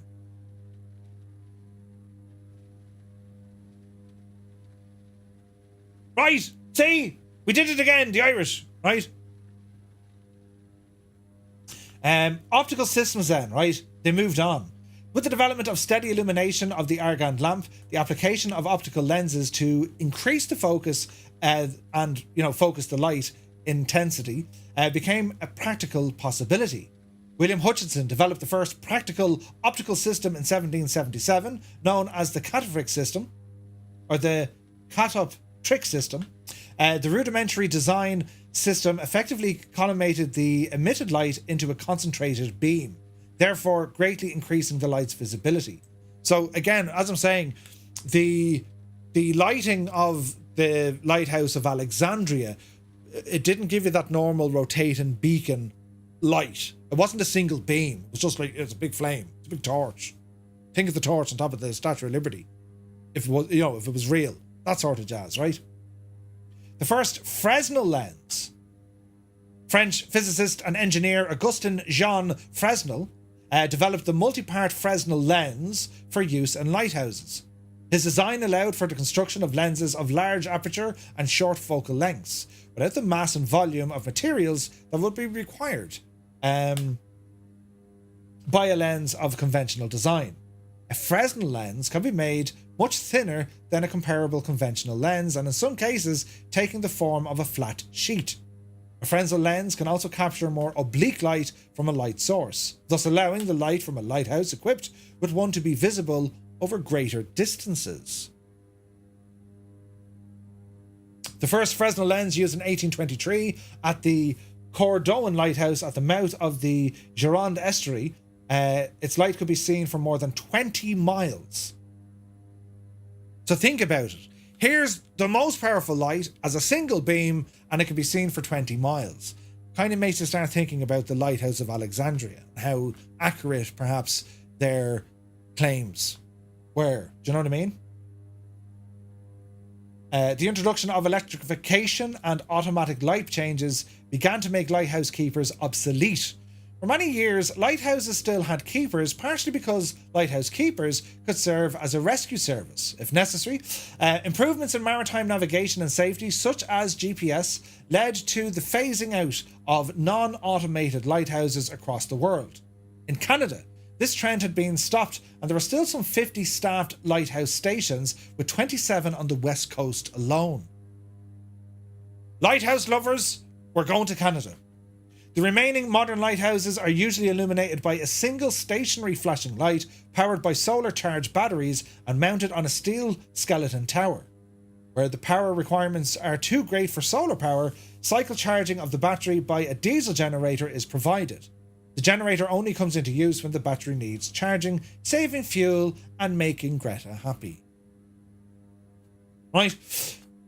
Some of the famous lighthouse builders, and of course Knightsep mentioned John Smeaton, notably for having designed the third and most famous Eddystone Lighthouse, but some builders are well known for their work in building multiple lighthouses. The Stevenson family, Robert Allen, David Thomas, David Allen and Charles, well, they made lighthouse buildings a 3-generation profession in Scotland. Richard Henry Bruntons designed and built 26 Japanese lighthouses in Japan, which became known as Brunton's children. Blind Irishman Alexander Mitchell invented and built a number of screw-pile lighthouses, and Englishman James Douglas was knighted for his work on the 4th Edison Lighthouse in England. The United States Army Corps of Engineers, Lieutenant George Meade, built numerous lighthouses along the Atlantic and Gulf coasts before gaining wider fame as the winning general of the Battle of Gettysburg. Colonel Orlando M. Poe, engineer to General William Tecumseh Sherman in the Siege of Atlanta, designed and built one of the most exotic lighthouses in the most difficult locations on the United States Great Lakes.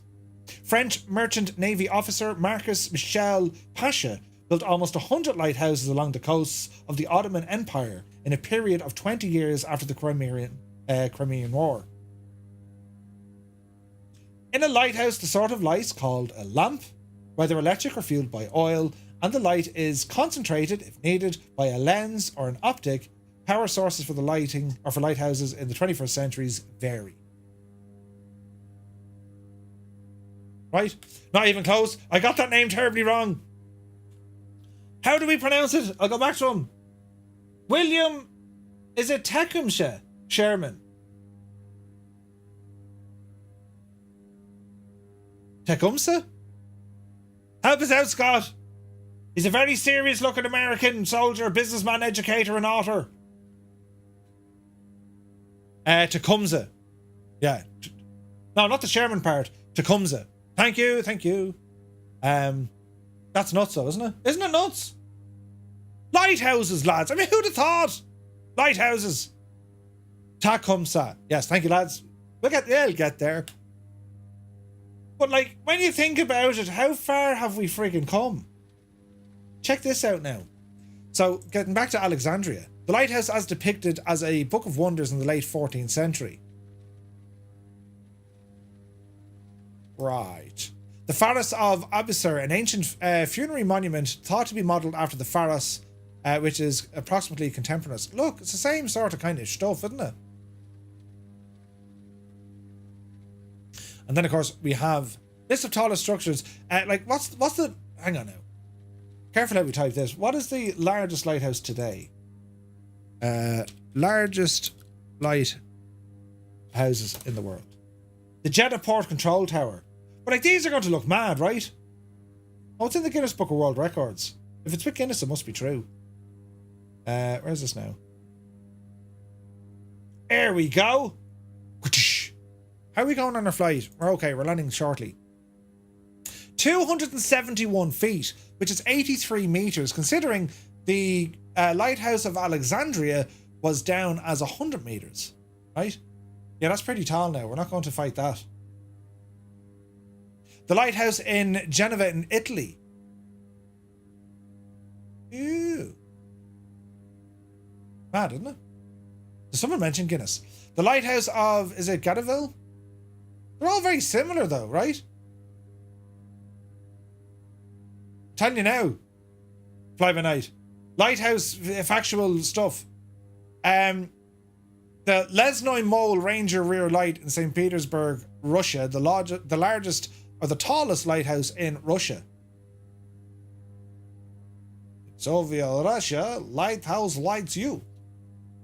Jesus, the Moulin Tau Lighthouse. Look at that mad looking yoke. The Beijing Lighthouse in Haidian City in Haikou in the Hainan province, China. That's mad looking. That's a lighthouse? Get out of town. Vasto. Puntapina.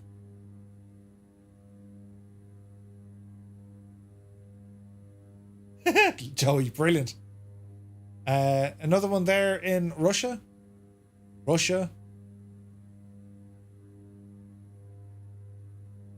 That one there, the Cordouen Lighthouse. Similar kind of... Look, they're all going to be similar, but you know what I mean? That's pretty. Argentina and Buenos Aires. Rotterdam.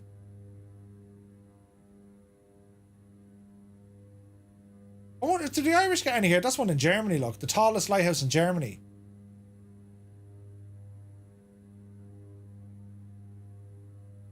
Swiss. Ukraine. Cape Hatteras Lighthouse, or Hatteras? Yeah, it looked like it was leaning a bit, didn't it? Bari. Cadiz. Portugal. Brazil. Argentina. Wilhelmshaven in Germany. A plateau of rocks between France and Guernsey. Germany. Yeah, nothing there from the Irish, no, Jesus. They're the tallest anyway. The tallest one, lads, is in France. It was built in 1902, the tallest traditional. Look at the, what's the oldest, right? 1543 in Italy.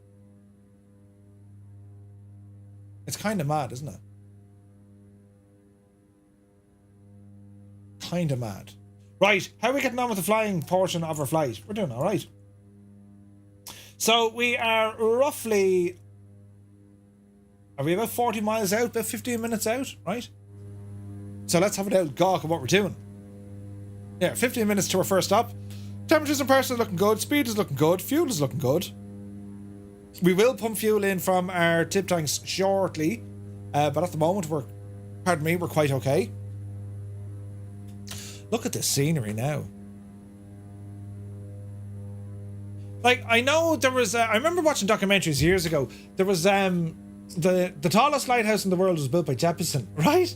I remember watching, like, stuff before. It was all about... They were like a heli crew. And they had to go out to multiple different lighthouses to replace bulbs or give them new bulbs. Some of the lighthouses, of course, had a landing pad where they can land and go in and do the work. Other times they had to winch the ground crew or winch the working detail, the working party. They had to winch them down so they can do the work while the chopper kind of either headed back or hung around for them. Mad. Now, who mentioned Discord? The Bremen Bar. Oh, real life. Photos. Aha! Holyhead, there you go. Mossman. Perfect, though. That's the one in Holyhead.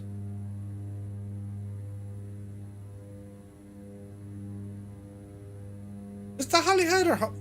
There's a Holyhead, yeah? Nice. Beautiful. Beautiful.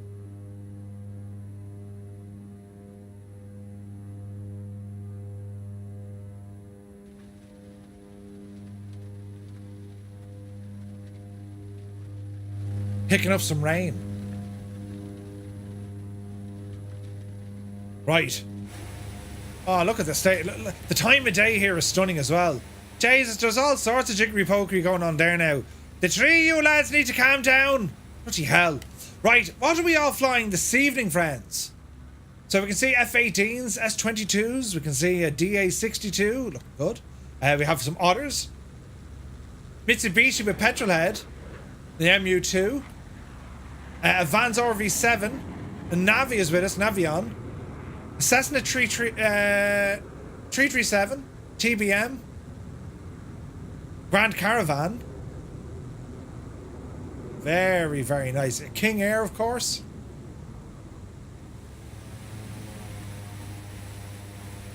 The Twin Otter, they are cool looking, lads, aren't they? They're fantastic looking. What else do we have here? We got a Focke-Wulf with the flaps down. Blinky's over there in a Grand Caravan. Got a H-160 in the distance. Kodiak. QC Frank brought us Fuga Magister. That thing has seen the world. Tima is in a C-160. And we got a Beach Baron here with Fishy Empress. Very nice indeed. I did a small flight on Vatsim there yesterday evening. Adam was on. And I just jumped on the heli. I was going to try and do some Vatsimming on VR. Didn't work terribly well. Catalina. Oh, the PBY. Great machine. Hey, Filthy, good to see you. Happy Monday, man. Right, so from here, lads, we are just about 12 minutes away from our first stop. Let's go ahead and start looking at the airport and figuring out what it is we're going to do.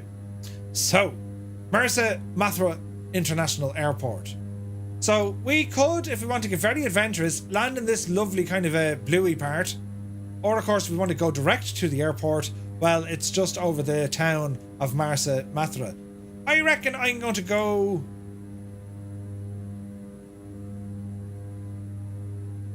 I'm going to go for a water landing. Right? I'm going to aim for this lovely little blue place here to see how it looks like in the sim. Hopefully it's as nice and blue, right? And if you guys are going for the runway. Because our second stop, which is down here at Al Alamein, well, we got to go on the runway there, right? Then, friends, it's a 75 nautical mile hike to where we think the gadget is. Now, is that where we think it is? Or it's where the fort is? Your man built a big fort.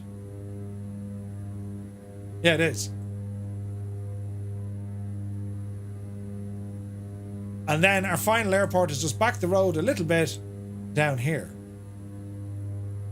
Okay.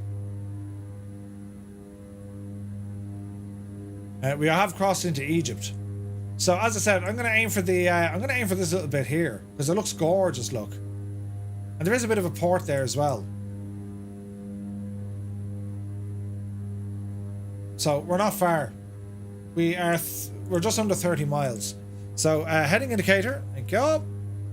And dial you left a little bit. And we'll go into heading mode here now shortly. What could possibly go wrong, right? Murph, the Fuga is mostly a no-brainer when you stream. It can do just about everything. The Fuga saw a lot, right? So many. Don't forget, lads, if you are enjoying this sort of content, well, do be sure to hit the little like button if you can. It helps out the channel something fierce. But what we're going to do now, sports fans, as we're flying along beautiful weather, beautiful scenery, and well, as we are now here flying in Egypt, which is absolutely stunning. Well, we'll do one of these with some tunage to make it sound all terribly nice. That's a big 10-4, good buddy. Tristan, thank you very much indeed. Welcome in.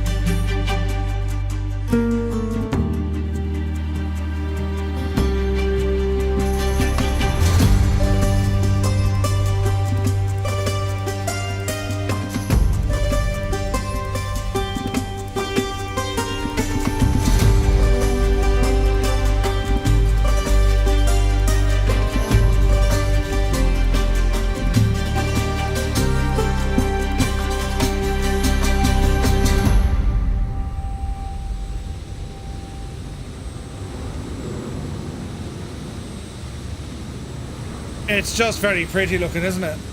It's absolutely only gorgeous.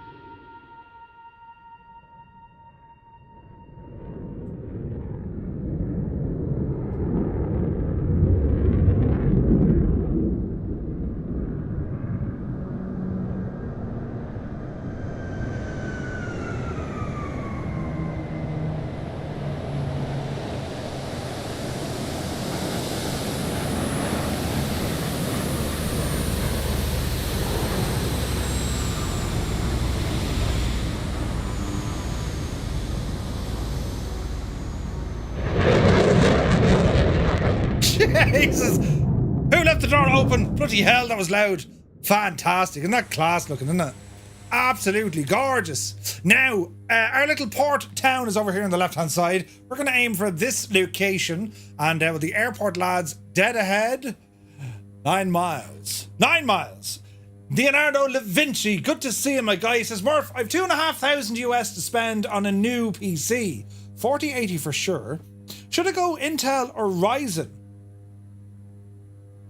That's a very good question. I would nearly have to say Ryzen when it comes to a CPU. They're cheaper and at the moment, they're performing better.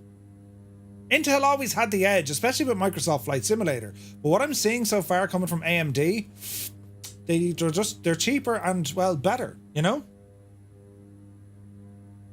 And yeah, Intel kind of, you know, wasn't the greatest PR stunt that they did, you know what I mean?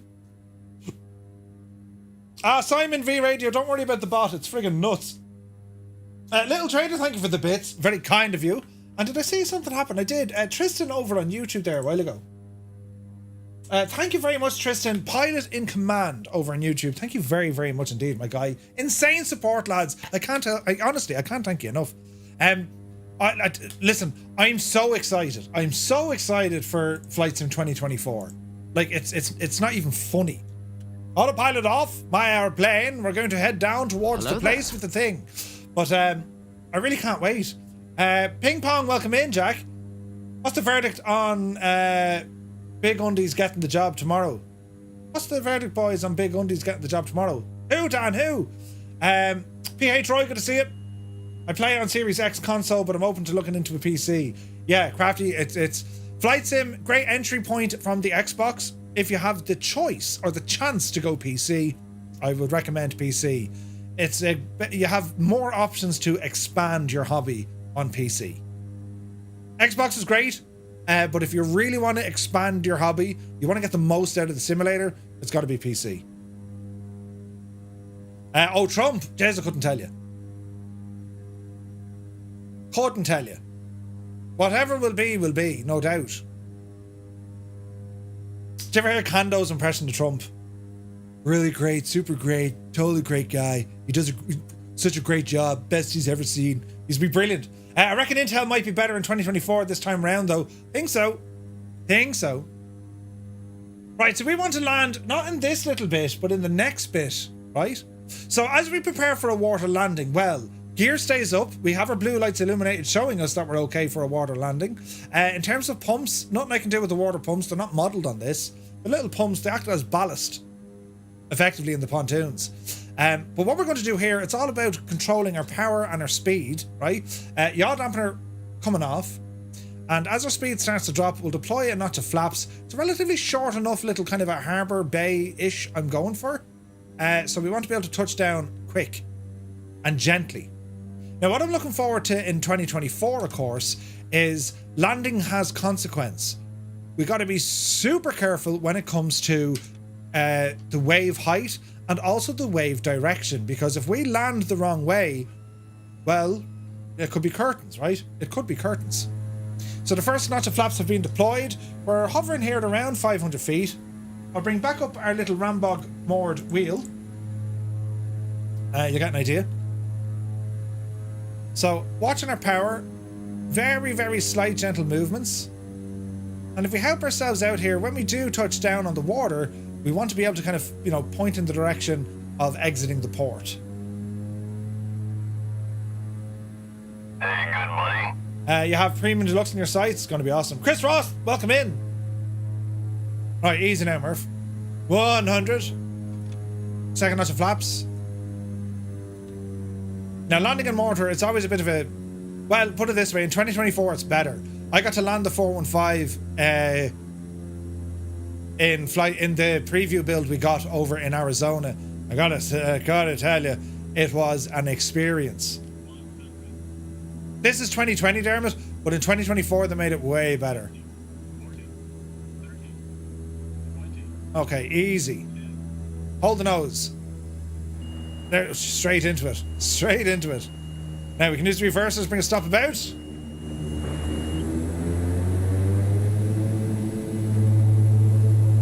Alright.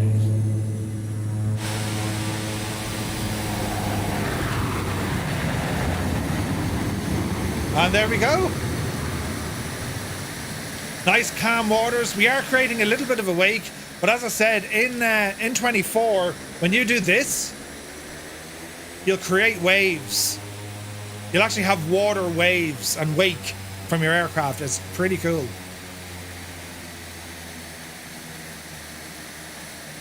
So nicely touched down here. If you guys have gone to the airport, now would be a good chance to refuel. You can wave bye-bye to your airplane, right? No, but like even the visual effects in 2024 on water, beautiful, lads, beautiful.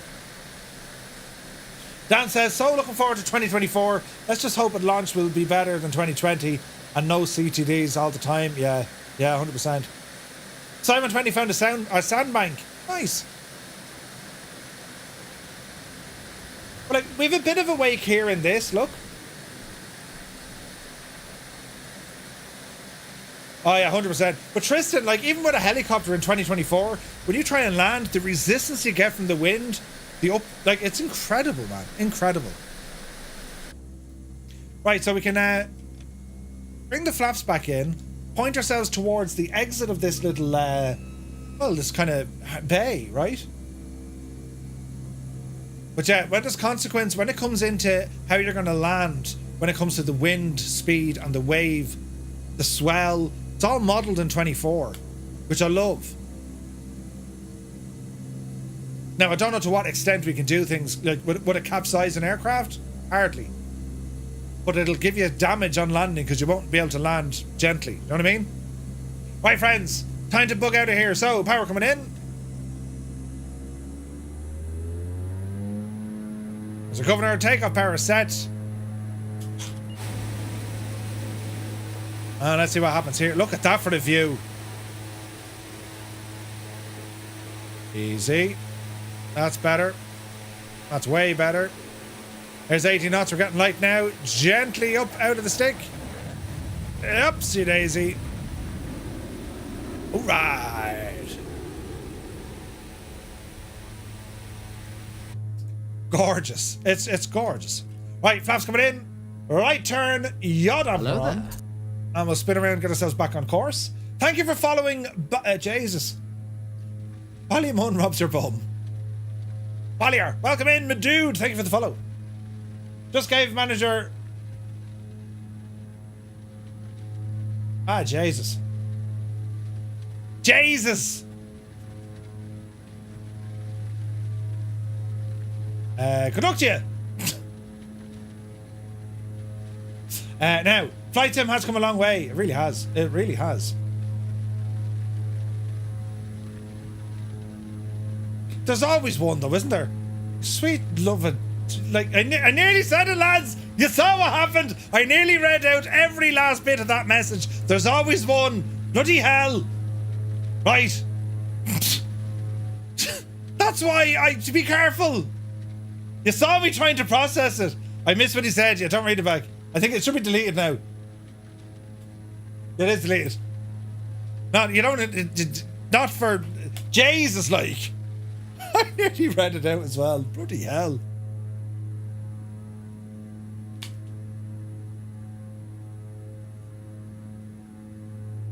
It was funny, but it was just grotesquely, like, inappropriate. Man, look at this. Gorgeous. No, Briggsy. We won't expose you to such things. Jesus. Right. Autopilot. On. Nav. Altitude. Vertical speed. And a gentle climb here, 500 feet per minute as we resume. Course. Yeah. Briggsy afraid of missing out, right? Stick your eyes, good to see you. Yeah, that could have been all sorts of danger. Right, so here's the airport where everyone had landed. Just over there. Looking good, lads. And we oh, look at the size of the state. Hang on a second. Is that a stadium? It's supposed to be a stadium, look. Bloody hell. Big stadium. Where are we going, plane? Your last plane. Heading?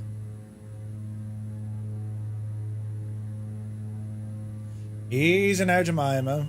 We'll get you back on track. Don't you worry about it.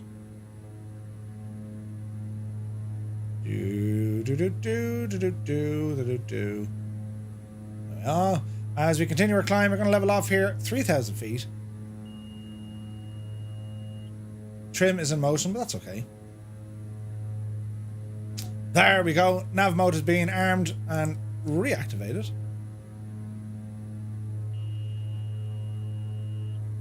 Now, where are you trying to take us to, plane? There we go. Captured. And let's continue on. Your map calls it an aqua park. Oh, nice. Yeah, the scenery is gorgeous, isn't it? The scenery is gorgeous here.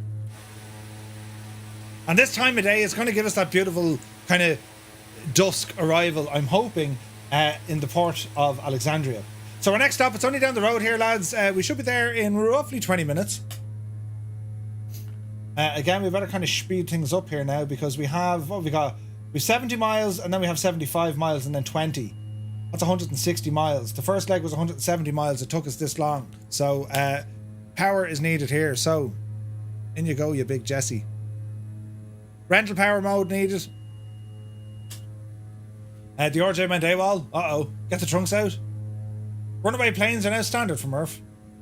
Is Aquaman's donkey gonna make a reappearance at the lighthouse? You just wouldn't know it's there. I'm looking forward to seeing the lighthouse. Trim down, trim it down, trim it down. We're going to be late. You can really speed that thing up, or you can't really speed it up. Not really. We're at 160 now.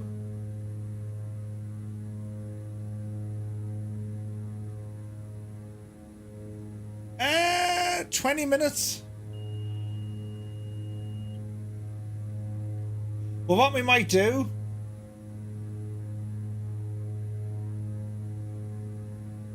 we mightn't land at this airport.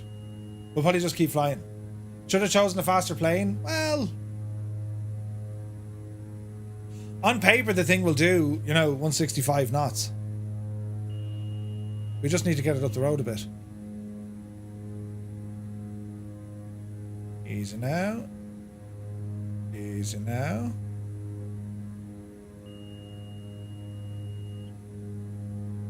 Altitude alert. Why are you still climbing, you mubba? No, we want 3,000. Altitude. Put the nose down. And we want 3,000 feet. Alright, that'll help us get a bit of speed here for the minute. Up the yard. It is very beautiful though, this location.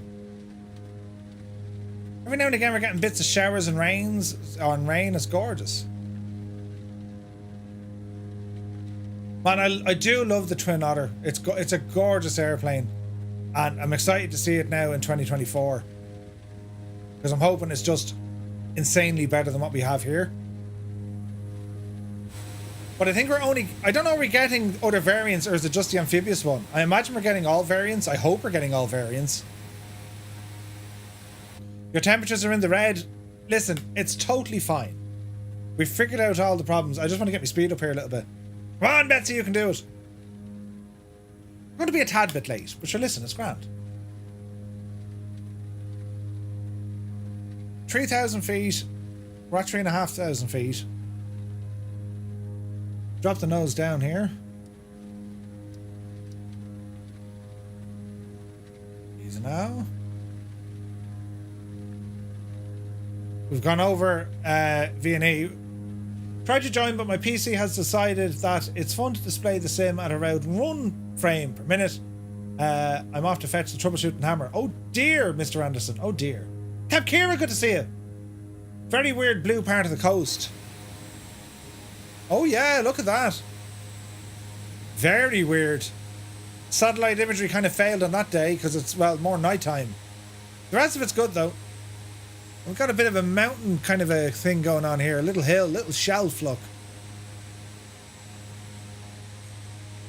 And we're flying in towards some showers.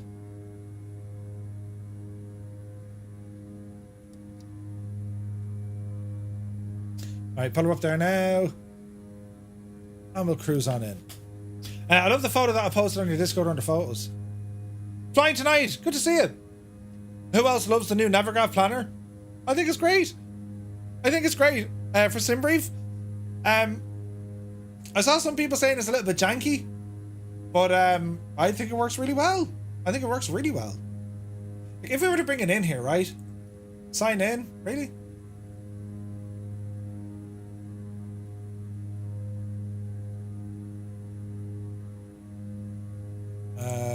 New flight. Weather and NOTAMs. Weather and NOTAMs, right? Let's see where we can get some information from here. So next airport is that of HEAL. Search.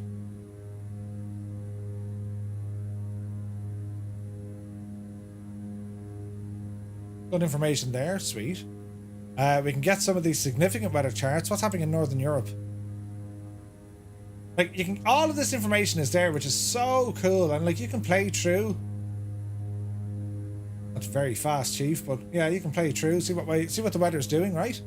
And again, if we go into new flight, and let's say, for example, you know, we're going to start off at, I don't know, let me see, HEAL, and we're going to fly to HEBA, for example, right? And I don't know, we're doing it in a DHC6. That's a DC6, you muff it. It doesn't matter, we'll just use it as a reference, right? Well, there's things we can do here. So we can put in the world map. Yeah. And we can also put in some other stuff here. We can put in, what else can we do? Can we put in the weather? Let's have a look. Airways. Show the FIRs.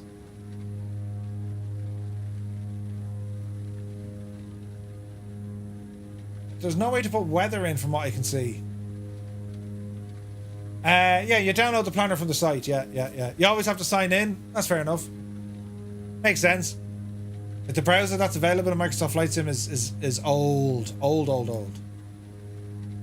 But isn't that super cool? Voyager labels, position, SimBrief.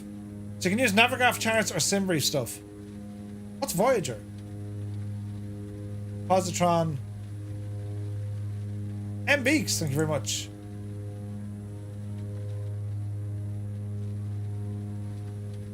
VF4. Can we change that to night mode? No?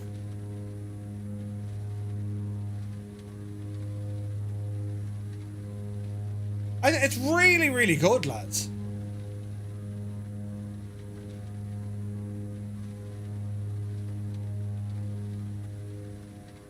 What's the detail like that close in?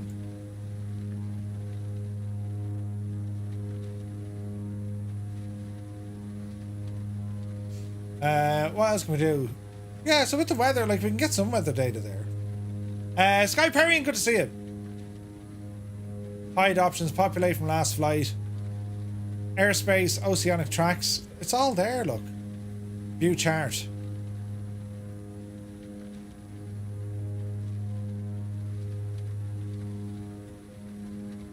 I like it.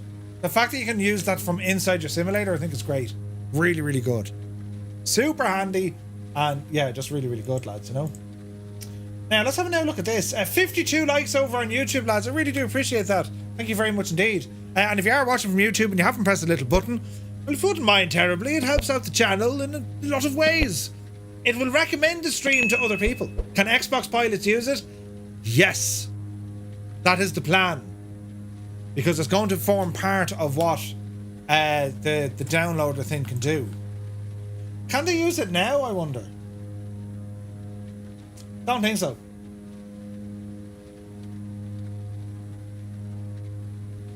But the plan is they're going to get access to all of this, you know? El Alamein is the place that ramen will stop for good. Yeah, I think so. Yeah, I think so, Nightstep. Yeah, Muse, really will. Because like I was asking them, look, is this going to be in charts? And they're like, well, no, we're doing other things with charts. So this is just for the sim itself. So we'll have to wait and see. I got the runway reader thingamabob. It's really good. The virtual RAS system, that's good. With the SimBrief app that they're working with for 2024, that'll be awesome. Yeah, so Navigav will integrate with the EFB in Flight Sim 2024, the default EFB. That's what they want to do. And like, I'm super excited to see this new PPL, this new flight training module from Navigraph. I'm super excited to see that.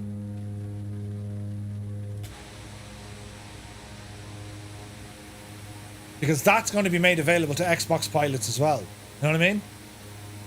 Dougal McTavish, the chairman. Welcome in, Dougal. Late for today's party? Not at all, my friend. I hope you're keeping very well. We're nearing our second stop of the night. I'm not late, you are. I'm very late. We're not going to land here at Hotel Echo Alpha Lima. We're going to overfly it and keep her lit. But we should be grand. We should be grand, friends.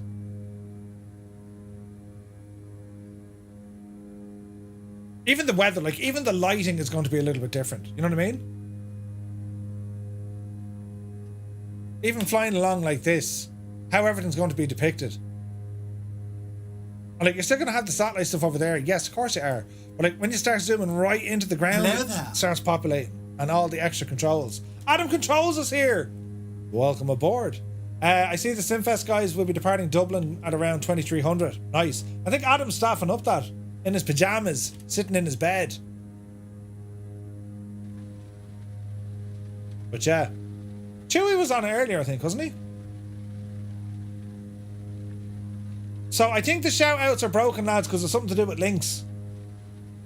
Wasn't it? One of the bots has stopped doing auto links or something. I need to look into it. No idea what it is. But sure, listen, we'll figure it out together. It'll be grand. Right, where are we getting on now?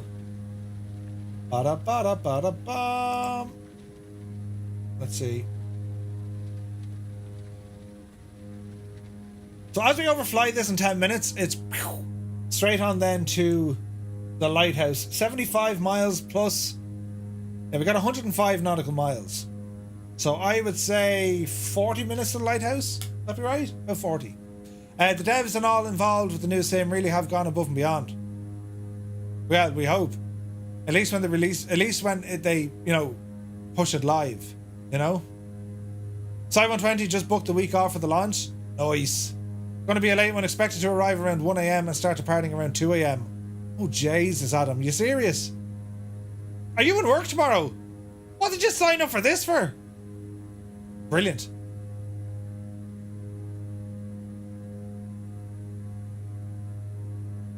And like an EJ, I said, yeah, no problem, I'll stay up in control. You poor old div. Are you working tomorrow? Do you know what I haven't seen though, lads? You know the you know, like custom buildings, as in you know, generated buildings, your default buildings. Haven't seen an awful lot in that. And okay, some regions are fairly spot on. I mean, look out the window there. You got some kind of region specific buildings, right? But I haven't seen enough of some of the other areas. It's a little bit worrying. I work from home, so I'll fall out of the bed around 9 and crawl downstairs. It'd be grand. Jesus. Working from home. What I wouldn't give to work at home. Great bunch of Romans. I'd love to work at home. Jesus. Well, that's kind of a, you know, do I actually work at home? Well, you know. I could work from home, but I don't.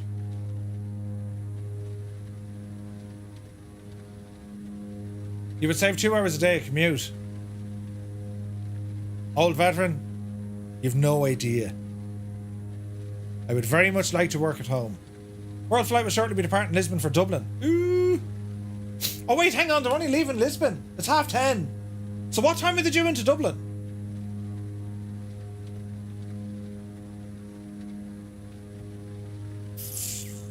One o'clock, you reckon? A bit after 1? Jesus. Jesus.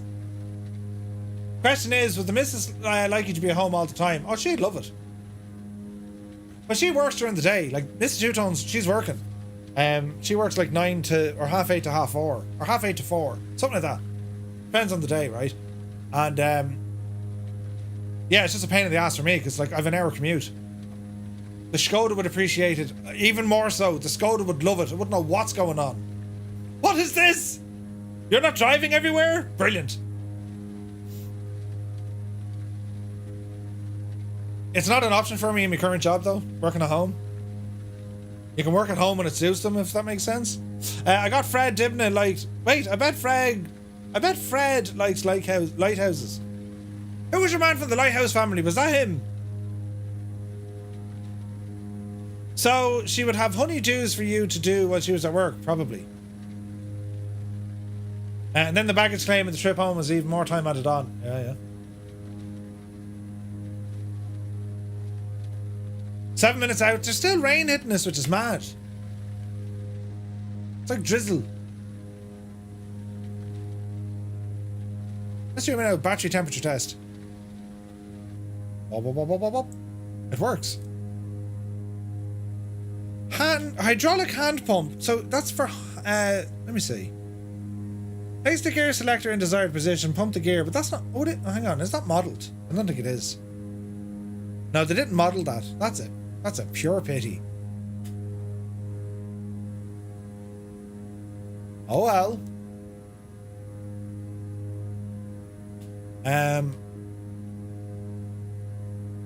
Yes, I saw a question earlier on. Things like sandstorms, are they modelled? I didn't see anything with sandstorms. And even tornadoes. I think tornadoes are going to be like a scenario more so than just live weather, right? There is no way to depict where hurricanes are going to happen. They have a pretty good idea, but you can't actually say there's now a tornado here, and here. You know what I mean? But likely places, it'd be interesting to see how that kind of comes out in the sim. And just better weather depiction. I mean, it always looks great, but Dune missions have sandstorms, but not outside of the missions. Yeah. It's kind of like a scenario you're building. And really what those sandstorms are, it's just a whole load of like wind and dust and particles and stuff. You know? But like, yeah. Having more accurate weather, I'm all for that. Like, depending on the weather, but like, you know, you can dip your wing into cloud and you'll get that reaction on the aircraft. Does pre-purchasing 2024 actually pre-install it? No, it doesn't. And Dougal, if you haven't already, have you pre-purchased? The reason why I'm saying this, you save a few quid and I get a commission, but you save a few quid, right? So if, where's it now? If you're considering pre-purchasing Microsoft Flight Sim, it's Merfception. I'm watching myself stream myself. Come on down here, look, and click on this for Games Planet. It's behind me noggin here. If you click on that for Games Planet, right? You'll see the savings you can make. You get 15% off the standard edition, but you'll also get 15% off the Aviator edition. That reduces the price from $199 down to $169. No brainer. Click on the link that we have there and that'll do the thing for you. If you want it. And there's other games you can buy there as well.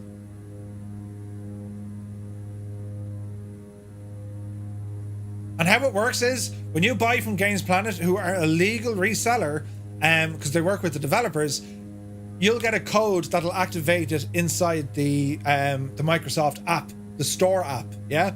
Or Steam, or wherever you want to buy it for.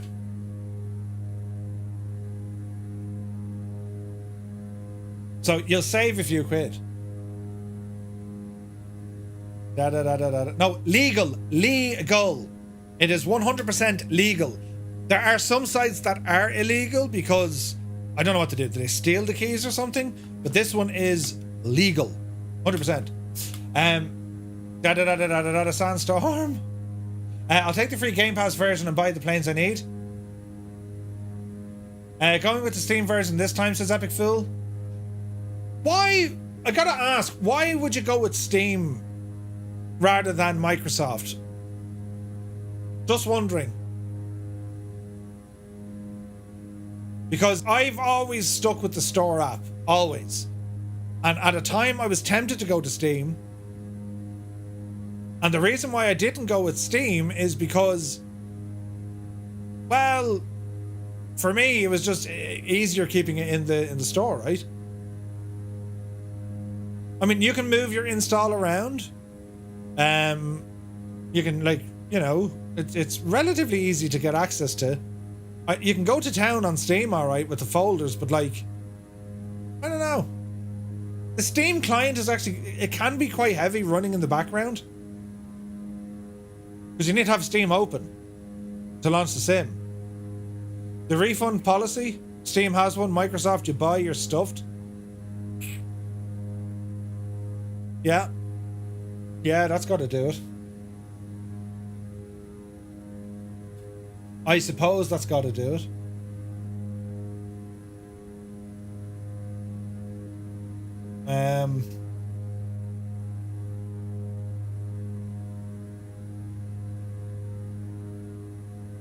Yeah, I don't know, to be honest. I don't know. You can ask for refunds of Microsoft's purchases. You can. Hank, you take care. I have all my games from Steam. I love the refunds. Okay. I just got a refund for Madden through MS Store. There you go. No, I'm not saying one is right and one is wrong. I just wanted to get your feedback on it. You know. I haven't really had an now. Okay, there was Windows components that absolutely wrecked me head. As in, you know, you have to turn off gaming services and update gaming services and all this crack. But as far as I know, Steam uses those services anyway, so, you know?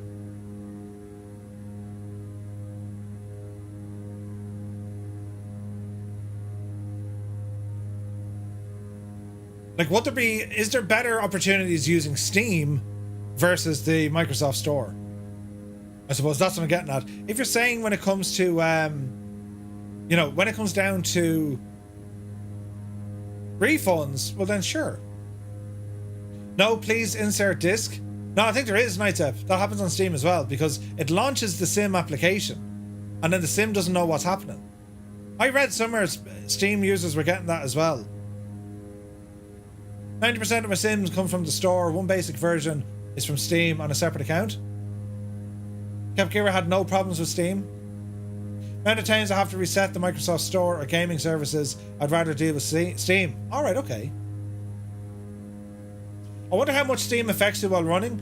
I don't know. It is heavier than, like, put it this way. Gaming services are running, the store app isn't. When you have Steam running, Steam is using some resources. But I reckon, I don't know, it's heavier, but I don't know, is it even heavy? You know what I mean? You never had them? Okay. I started with the MS Store because the base game is on Game Pass. Yeah, but that's the thing. If you want it in Game Pass, you need to go to store route. I've been using Steam since it came out. The impact... Gesundheit. I had to sneeze. Excuse me. The impact of Steam will be negligible, probably. You'll probably be better off closing your browser. Yeah. Steam idling at 550 megabytes of memory. Okay. Thank you, Simon. Gesundheit. Yeah.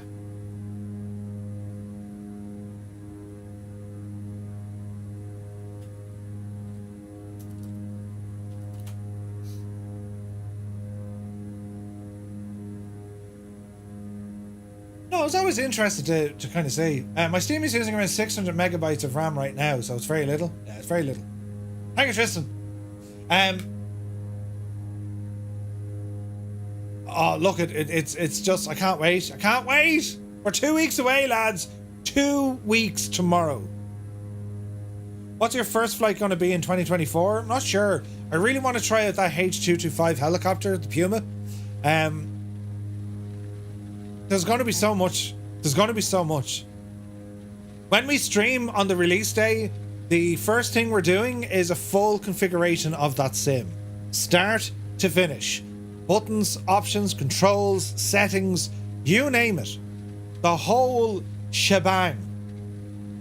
That's what I'll be streaming. So if you're there flying along, well sure, keep the stream on. You might pick up something, or you might know something and be able to share with us, yeah? But there will be flying, of course there will be flying.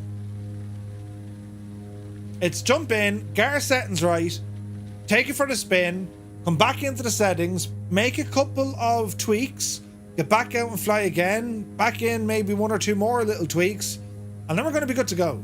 Then it's going to be all about the flying. And I've a very strong feeling we're going to do something like Route 66 that week, start to finish in one sitting. Route 66 in Microsoft Flight Sim 2024, with multiple aircraft types along the way. Followed by spice bags. I'm also looking forward to the career. Yeah. Why is it called 2024, not 2025? I know, right? B. Carlo, I refuse to go to work on the 19th. I may even take the rest of the week off. Yeah, a lot of people are taking the week off. Yeah, it'll be a quiet week then, MDA. Yeah. I'm going to tear... Wait. I'm going to tear the arse around the hometown of Kilkenny. Don't forget Farm Sim 25 next week. How good is Farm Sim going to be? I've looked at trailers like, oh, that looks pretty good, and then you're like, no, not doing that. Not doing that.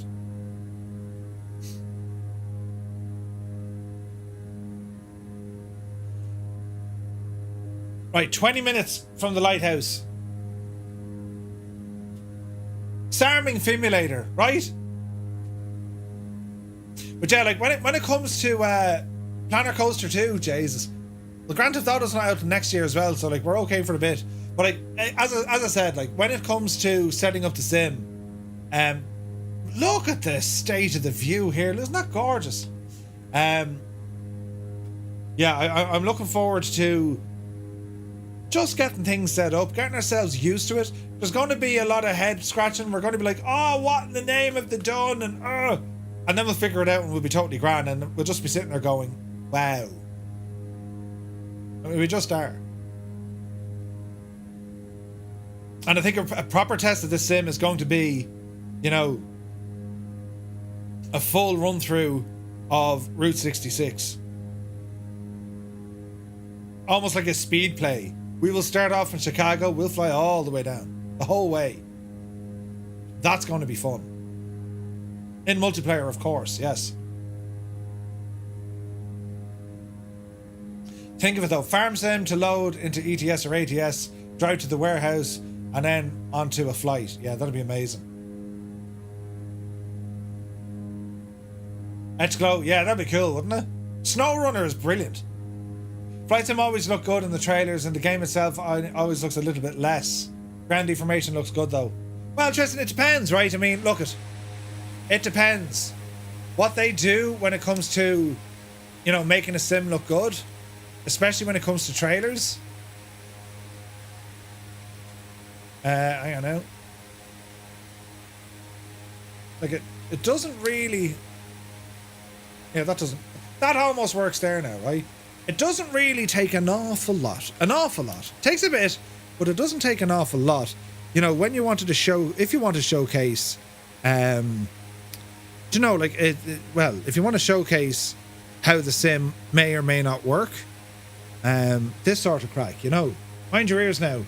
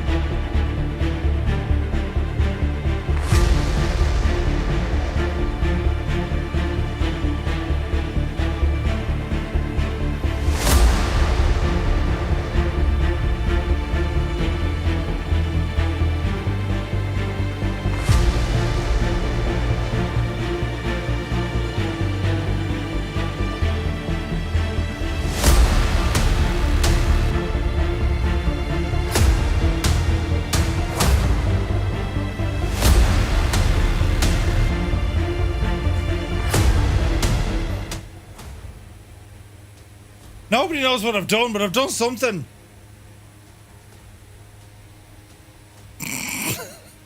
Never mind. The important thing is we're still alive. Barely.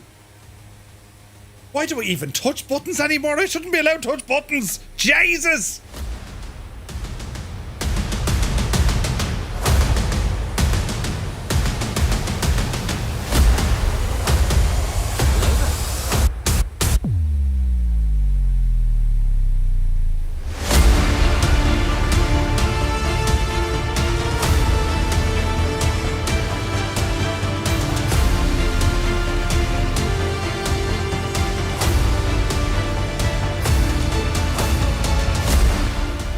This November.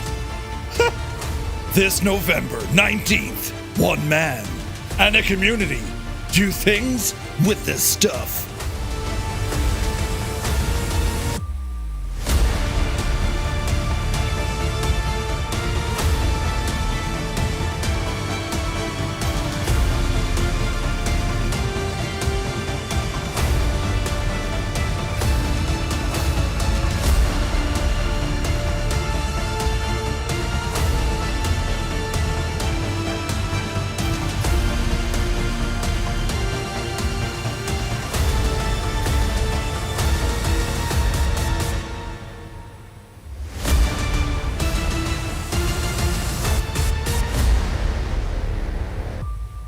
You can make it look all terribly fancy. I mean, that's all I'm saying, you know, when it comes to trailers. But then what could happen when you do load into the sim for the first time, I mean, you get this sort of, Jesus, this is the thing, it's just frame rate of about, you know, and all of that. Do you know what I mean? So yeah, I totally get it, lads. Some of the trailers, like, a lot of them are done in 8K and they just look, well, they just look ridiculous, right? They look ridiculous. How about a Steam YouTube on preparing your computer for flights in 2024? Yeah, we can do that. But again, a lot of this comes down to you need the sim running first to know where the sweet spots are going to be. Like, for example, are we going to use game mode? Is the sim going to appreciate the NVIDIA settings when it comes to power management and, you know, what's the other one? Like my settings, for instance.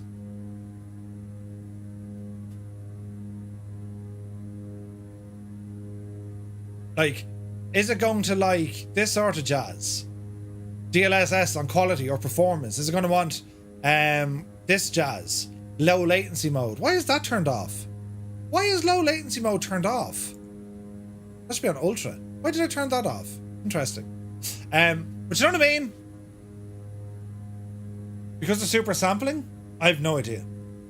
Why would 8K look better though on a 4K monitor?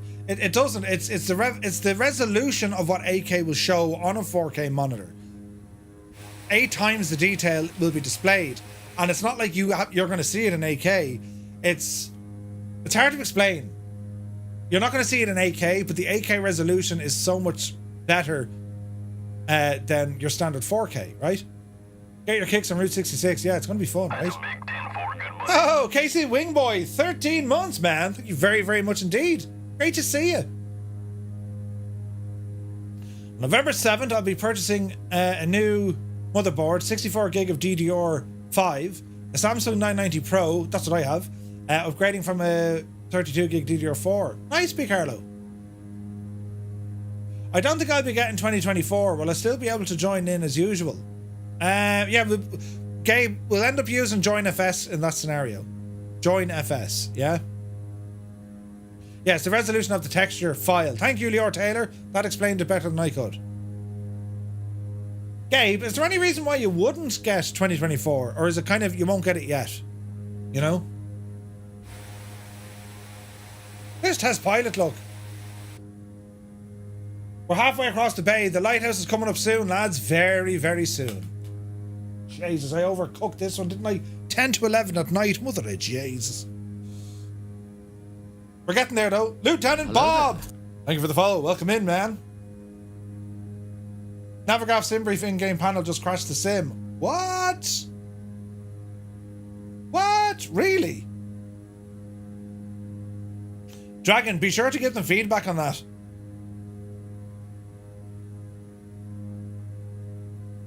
Wonder if I zoom in, will we see it?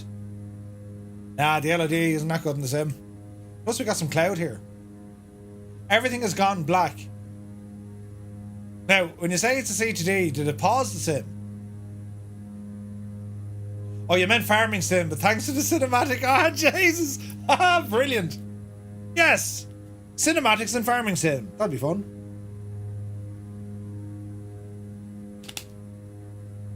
Cinematics are such an important feature for a game or a simulator. If you have ways of getting folks to be able to show off the product better, they should be focused as like immediate features. How can I show this off in a good way?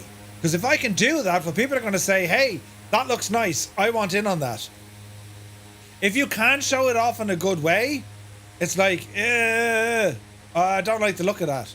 And that happens so many times when we look at scenery developers and even aircraft developers who don't invest the time on making cinematics. Then on the flip side, you have cinematics that make the thing look way better than what it is. So it's catch-22. The Bleeding Bank Manager.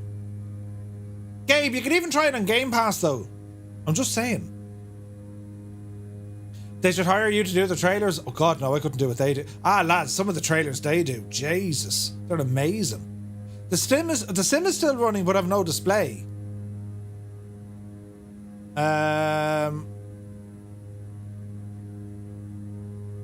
Is your screen responding if you like hit the Windows key?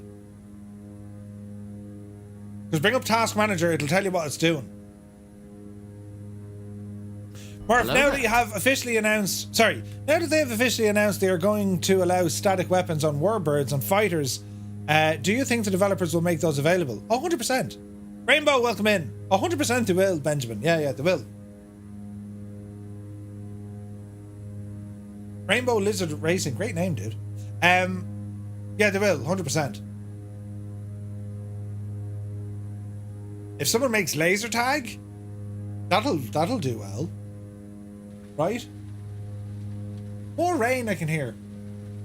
Now we're going to descend here now in a moment. We're going to descend right now. Right, machine. Altitude 1,000 feet. Arm it. Down bubble. We're 10 minutes out. 10 minutes!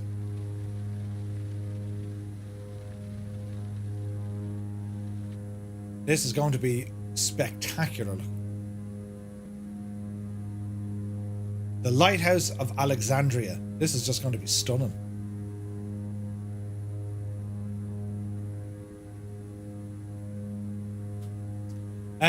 You sound like a sub-captain, down scope, right? I would love paintball guns in Sim. Yeah, I think so, Night Seven. Like, if they did like a laser tag or paintball, like, that'd be so much fun. And it's not necessarily, you know, combat, even though it's combat stuff. Is there any news on how many CPU cores the Sim will able to use? All of them, B. Carlo. Well, all of the physical ones. And like the Tech Alpha showed that as well. The Tech Alpha showed activity across every single core, right? And even now, if I look at this is the current core. You have tiny bits of movement and activity across each core. Like Microsoft Flight Sim 2020, there are multi-core components at work here, but nowhere near. I mean, look at it. It'll always peak on your main physical cores, right? But 2024, it's way more optimized. Way more optimized. Because all the cores are now doing a bit of work. Proper milsim abseiling from helis in walking mode. That'd be fun. Johnny Aardvark forgot to download the scenery. Oh dear, Johnny!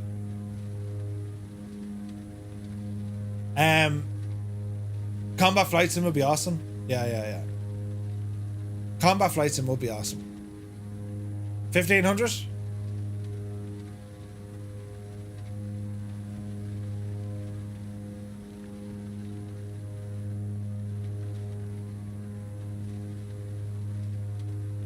Do.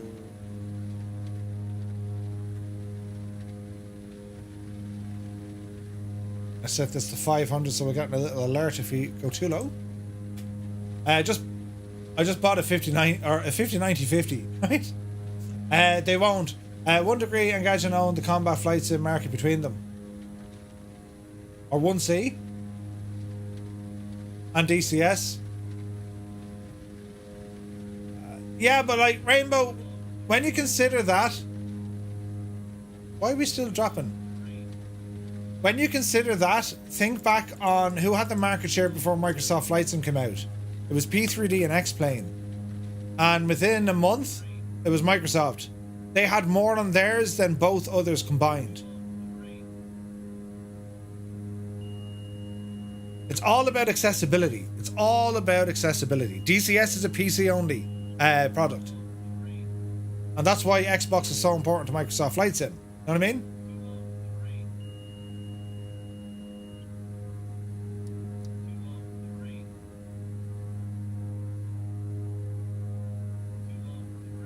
We're very close. I can turn off that ground proximity warning device, can't I? There we go.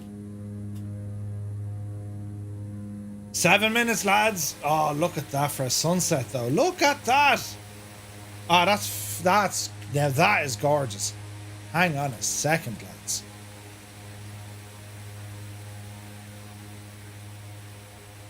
Looking forward to being able to use all my 12 cores. Yeah. Again, I only saw it using physical cores, not the other ones. You know? That is purdy, isn't it? That is what we call... That's feckin' gorgeous. That's what that is. Hang on a second.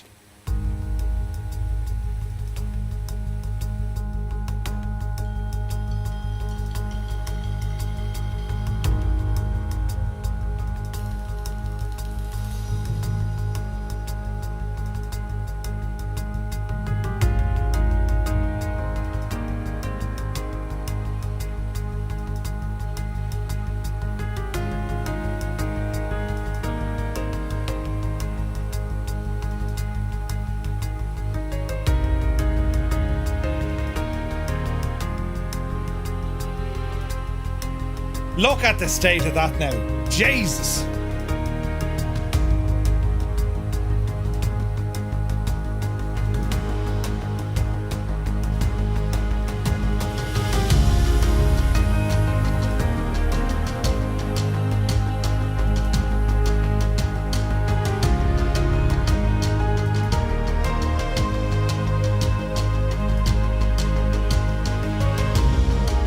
Ducks, if you're getting weird audio, just hit an L refresh. Sometimes it does that. It's a bit mad. That's stunning, isn't it? And like, let's compare it, right? That's my filter turned off. That's the default sim right there, right? That's the default sim. And this is the filter I use on all flights.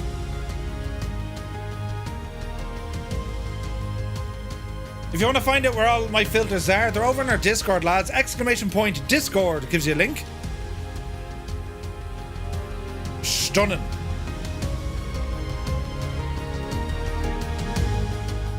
Danos, welcome in.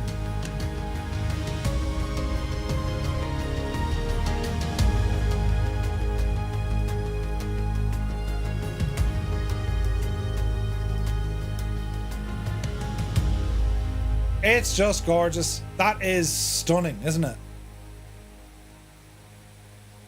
Yeah, Ducks. The dreaded Twitch is playing me music like a, you know what I mean? Oh, we're getting close, lads. We are getting close. Hang on a second. On the horizon, friends, we see a house of light. Oh, look at that. Gorgeous. This is going to be absolutely gorgeous. Daniel says, you are Irish and you have the history tag. What else can you ask? I'm telling you, Irish history. But the good thing about it is, lads, I mean, the Irish invented everything. Right? We sat there on a Tuesday afternoon and said, let's invent things. Right? The Irish invented inventions. A lot of the information that I have comes from the missus. She does a lot of research. I'm getting flashbacks to my legionaries getting minced by my mate at that lighthouse on Total War. Nice. Apart from what the Germans invented. Listen, Johnny. Listen. Ireland invented Germany, though. I mean, it's a chicken egg. The Irish came first, right? They did invent the Big Bang. We did. It's amazing, like, it's you know, for such a small island nation. Look at the cut of this, though. This is insanely beautiful, isn't it? We're getting close. Sorry for dragging on a bit tonight, lads. We're running a tad bit late.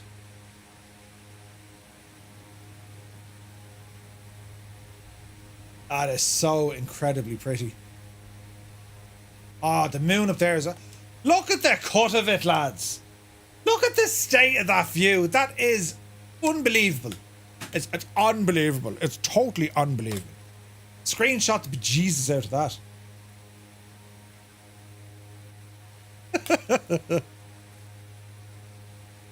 I've never been to Ireland. I want to. Wait. I've never been to Ireland. I want to before I kick the bucket. Come over. It can't be that far away. Did the Irish invent lying? We invented the Big Bang when Johnny in his trim cam had a misfire, right? I can see the lighthouse. Oh, there it is. Yes, friends. We are about to arrive at our destination. Well, almost our destination. The airport is 20 miles away, but it's grand. Oh, that is just... Isn't it?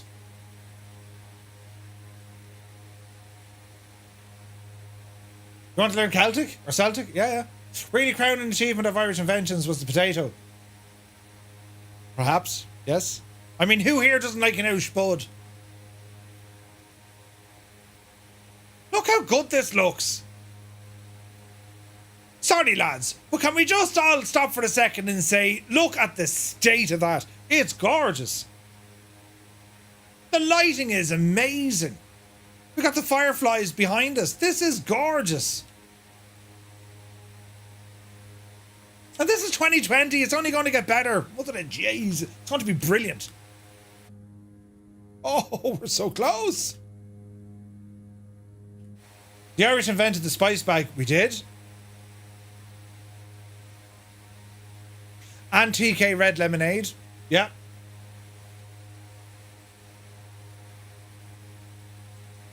Oh man, that's gorgeous.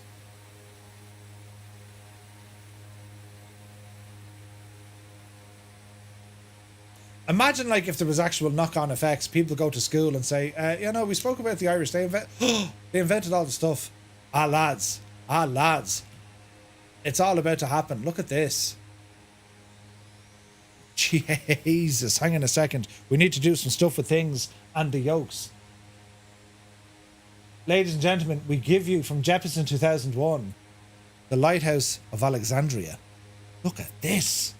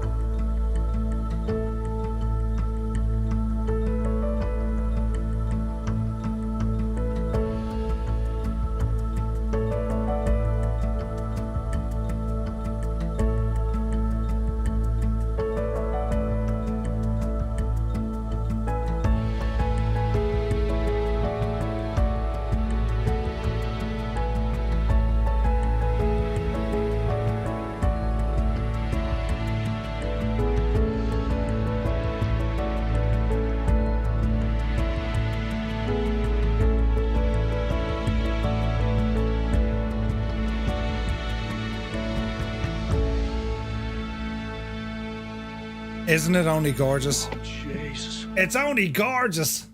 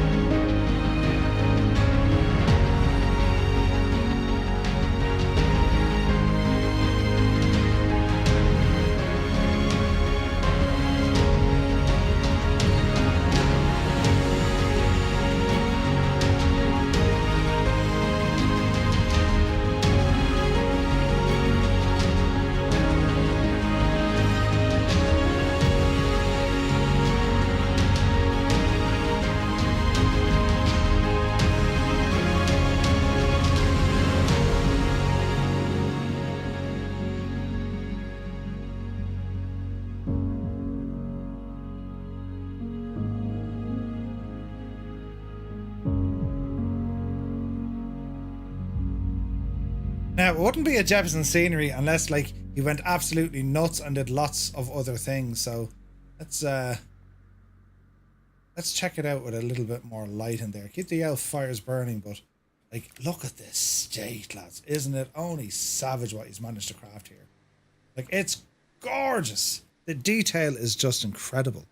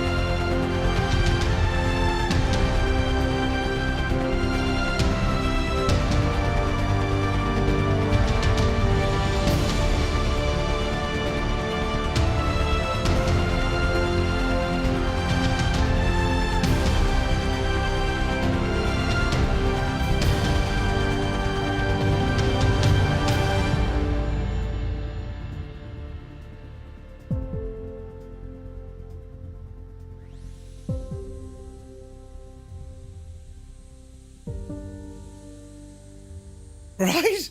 Isn't it fantastic? We'll bring up the light. Let's check it out during daytime. Like, he's done such a job at this.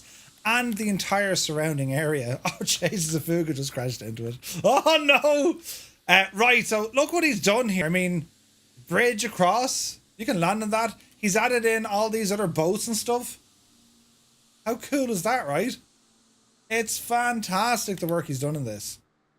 And as I said, like, even the surrounding area. I mean, look at the cut of this, right? There's a little harbour over here. It's just stunning. Like the imagination that he can actually, you know, he can see what the renditions from, you know, old textbooks, pictures, different depictions, and then he makes it his own, and it's done so incredibly well. Everything from like the Greek design, it's gorgeous. You know what I mean? It's stunning, isn't it? He really is a master of his craft, lads. He's an absolute friggin' genius, is Jepson. And like, let's look at the detailing in here, look. Right? Even the scale is done so well.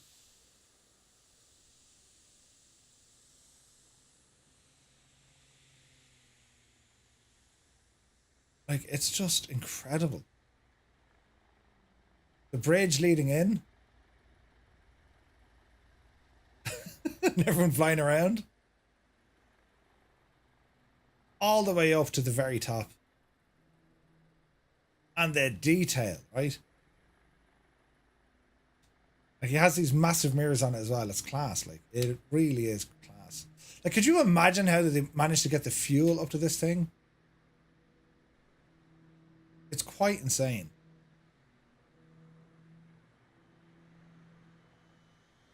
Like, look at the detail, lads. Look.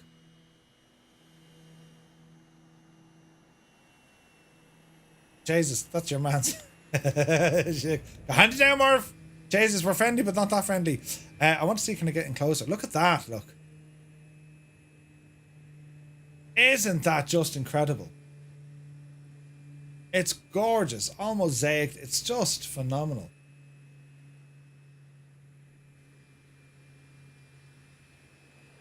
And this is a flight sim, lads. It's a flight simulator, and like, it's mad. So where the thing is at now, you know, we were talking about it earlier on. A French team come over in 1994 and they found a whole load of rocks and stuff underwater, right? Under the water, there was a whole load of stuff found. But man, I just think he's done an incredible job here once again. Like, it's ridiculous. Like, you got those flames and everything. Beautiful. And even the fire effect is pretty good, right?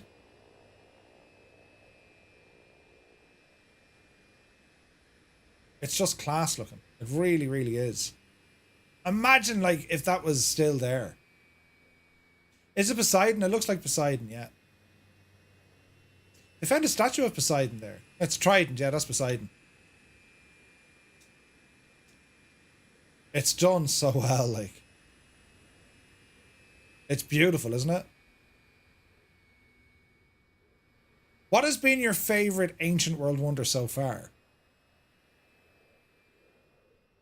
Like, of all the ones we've done, which has been your favourite so far? Considering we only have one left now. He's got sunglasses on. Look at that. That lighting, look. Jesus. Pyramids. Babylon, the Hanging Gardens.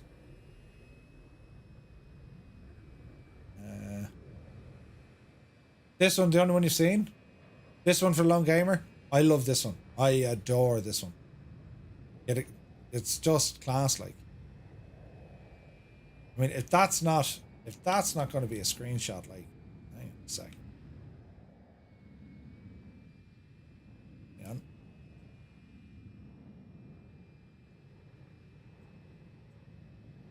You know what I mean?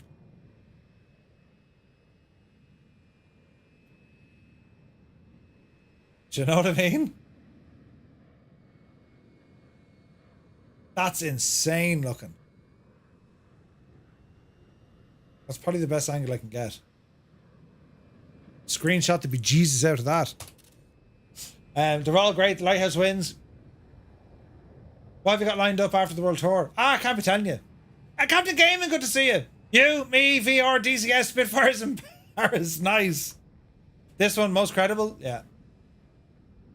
Yeah, this has been a super one.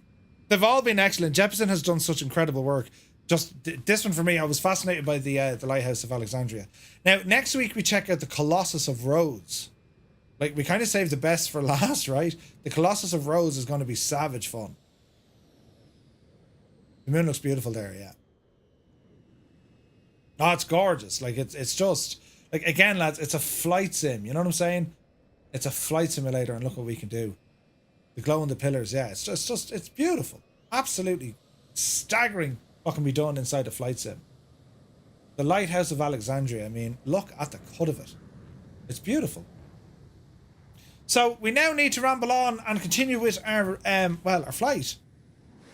What am I doing over here? Look. Oh, we're in reverse. Brilliant. Right. Final airport, lads. It's only over the road. So, well, let's see what we can do here. Out of beta. Let's see what we can do with the flaps. And let's see what happens. Who is the bigger head? The Colossus or Murphy?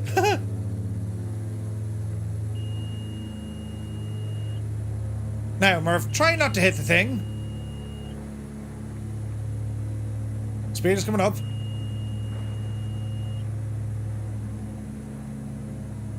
There's 60.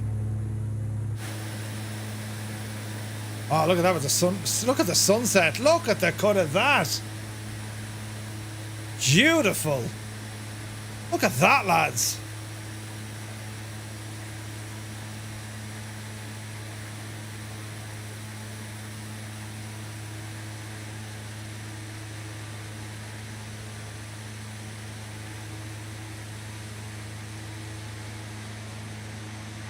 Gorgeous. Absolutely gorgeous.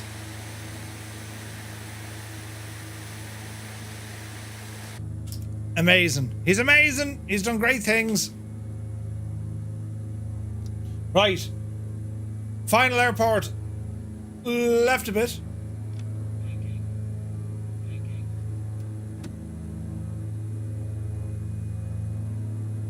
And away we go.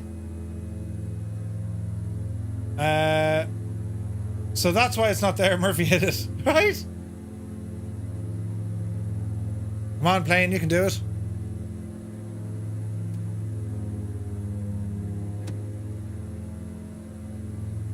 Right now, have we a problem with a prop? We do. Jesus, engine 2 isn't doing what it should be doing.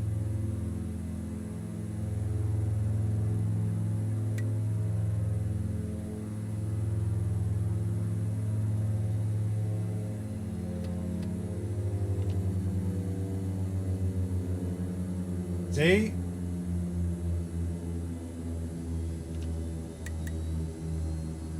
Easy. Yeah, don't panic. Bother. There we go. Jeez, that was close.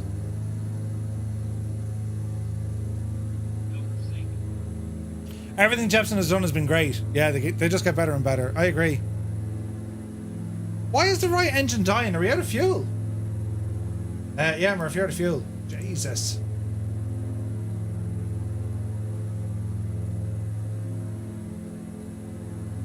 No.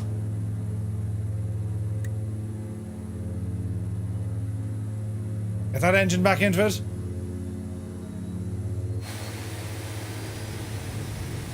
Easy now.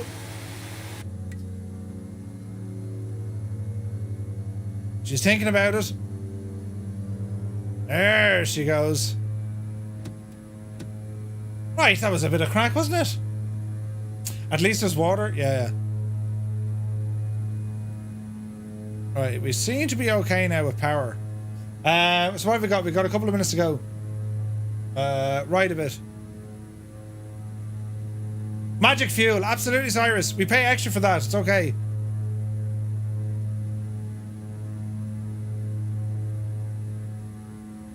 Right. We're on the way. We'll be landed now in a few moments, lads. Nothing to fear here at all, but everything. Right? 20 miles out. We'll do a direct to, what is it? Or HEBA. HEBA. Enter, enter. 6 minutes.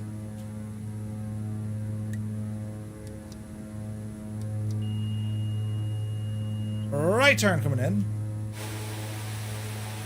What a beautiful lighthouse. Stunning. Beautiful part of the world though, isn't it? This is the Twin Otter Commander Freezer. Yes, it is.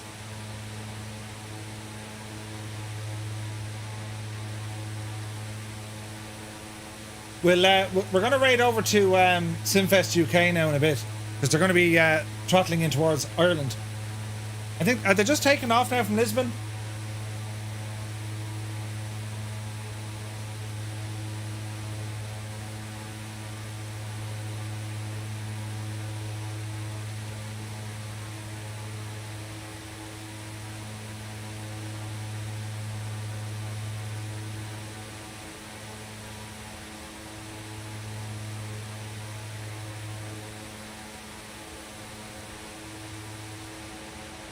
We'll keep an eye on them. The motion potion, right? It's going to be a while, yeah. Big mess in... oh, is there in Lisbon? Really? Ouch. Man, again, look at the lighting here, though. Like, I know people say it's very orange in 2020. Like, that is corrected in 24. Still, man, isn't there, like, times you're just like, wow, look at that. It's gorgeous. It really is gorgeous.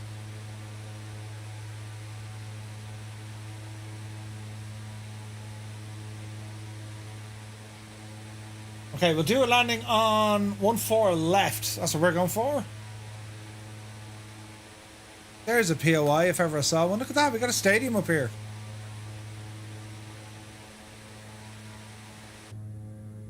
Nice. We'll start seeing the airport here very shortly. Can't wait to see the redder clouds on sunset. Yeah. Doing a 747. A 7-4. Alright, let's have a look. Lights are on, ready to rock. Up here. All looking good, all looking good. All looking good. Yaw dampener is on, flaps are already in. And then it'll be a gear down landing. This should be fun. Yeah, an A380. Well, I really hope they manage to get the A380 working natively at some stage in 2024. Could you imagine doing a walk around in that thing? Jesus.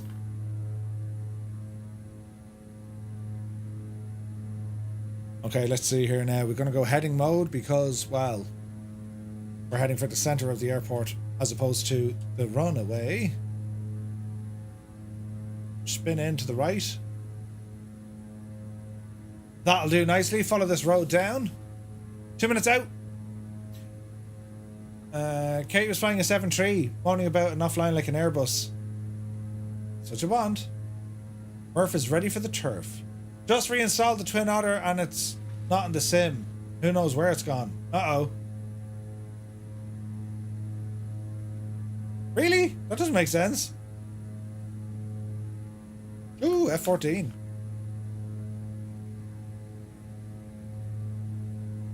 Well, that's pretty.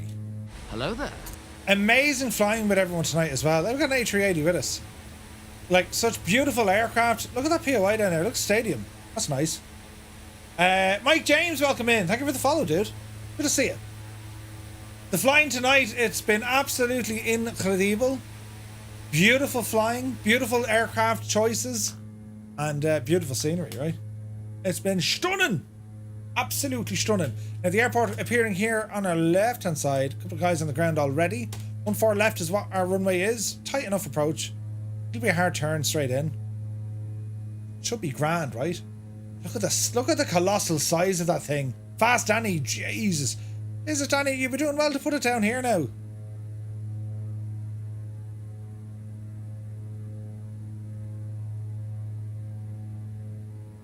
What is our options of runways? Because they look to be parallel runways. They are parallel runways. Yes, that doesn't look terribly parallel to me. Does it look terribly parallel to you? I got one set of approach lights, and then the other bit it looks to be... Is that a taxiway? No, it's a runway. Interesting. Autopilot off. Yaw dampener off. Power coming back. Let's turn her in. Good times, good times. It's not liking me bank angle. It's all right though. How are we looking here now? A bit of Toby. Yeah, that's really strange. We'll go on 1-4 right because it has approach lights. Gear coming down.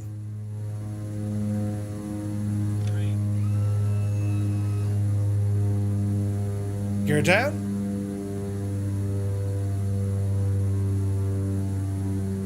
It's the only one with lights. Second notch flaps. Oh, it's real narrow as well, look. Jesus, good luck with the A380 so.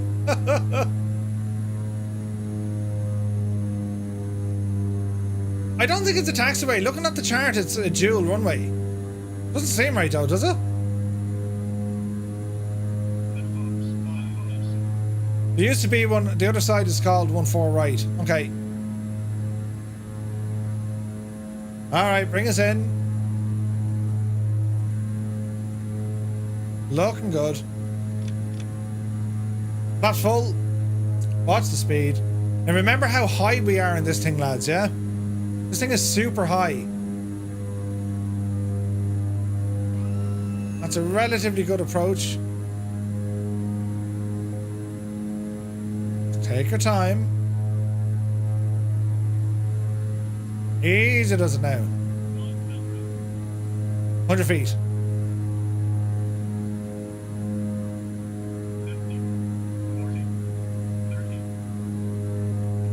Dreamy, sleepy, nighty, snoozy, snooze. Who was that? Blaze! Touchdown, 161, we'll take it. Blaze, you scared the crap out of me.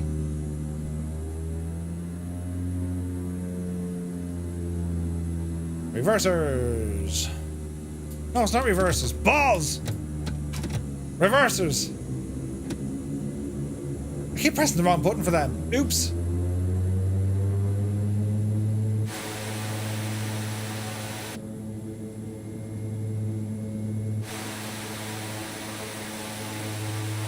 This thing can move fairly fast backwards, can't it? Jesus. Get us back to where we're supposed to go. There we are. There's Blinky. Lads, that was so much fun. Absolutely incredible fun. Beautiful scenery. Absolutely gorgeous.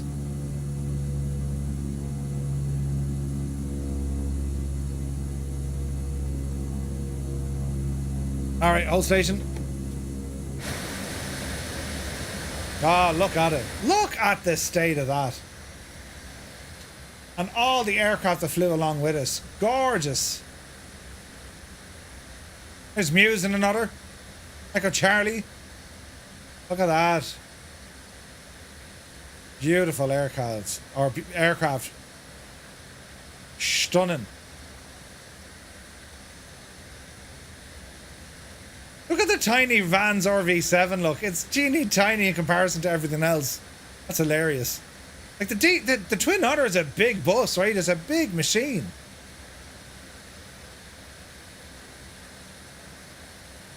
Ah, great stuff, lads. Absolutely brilliant.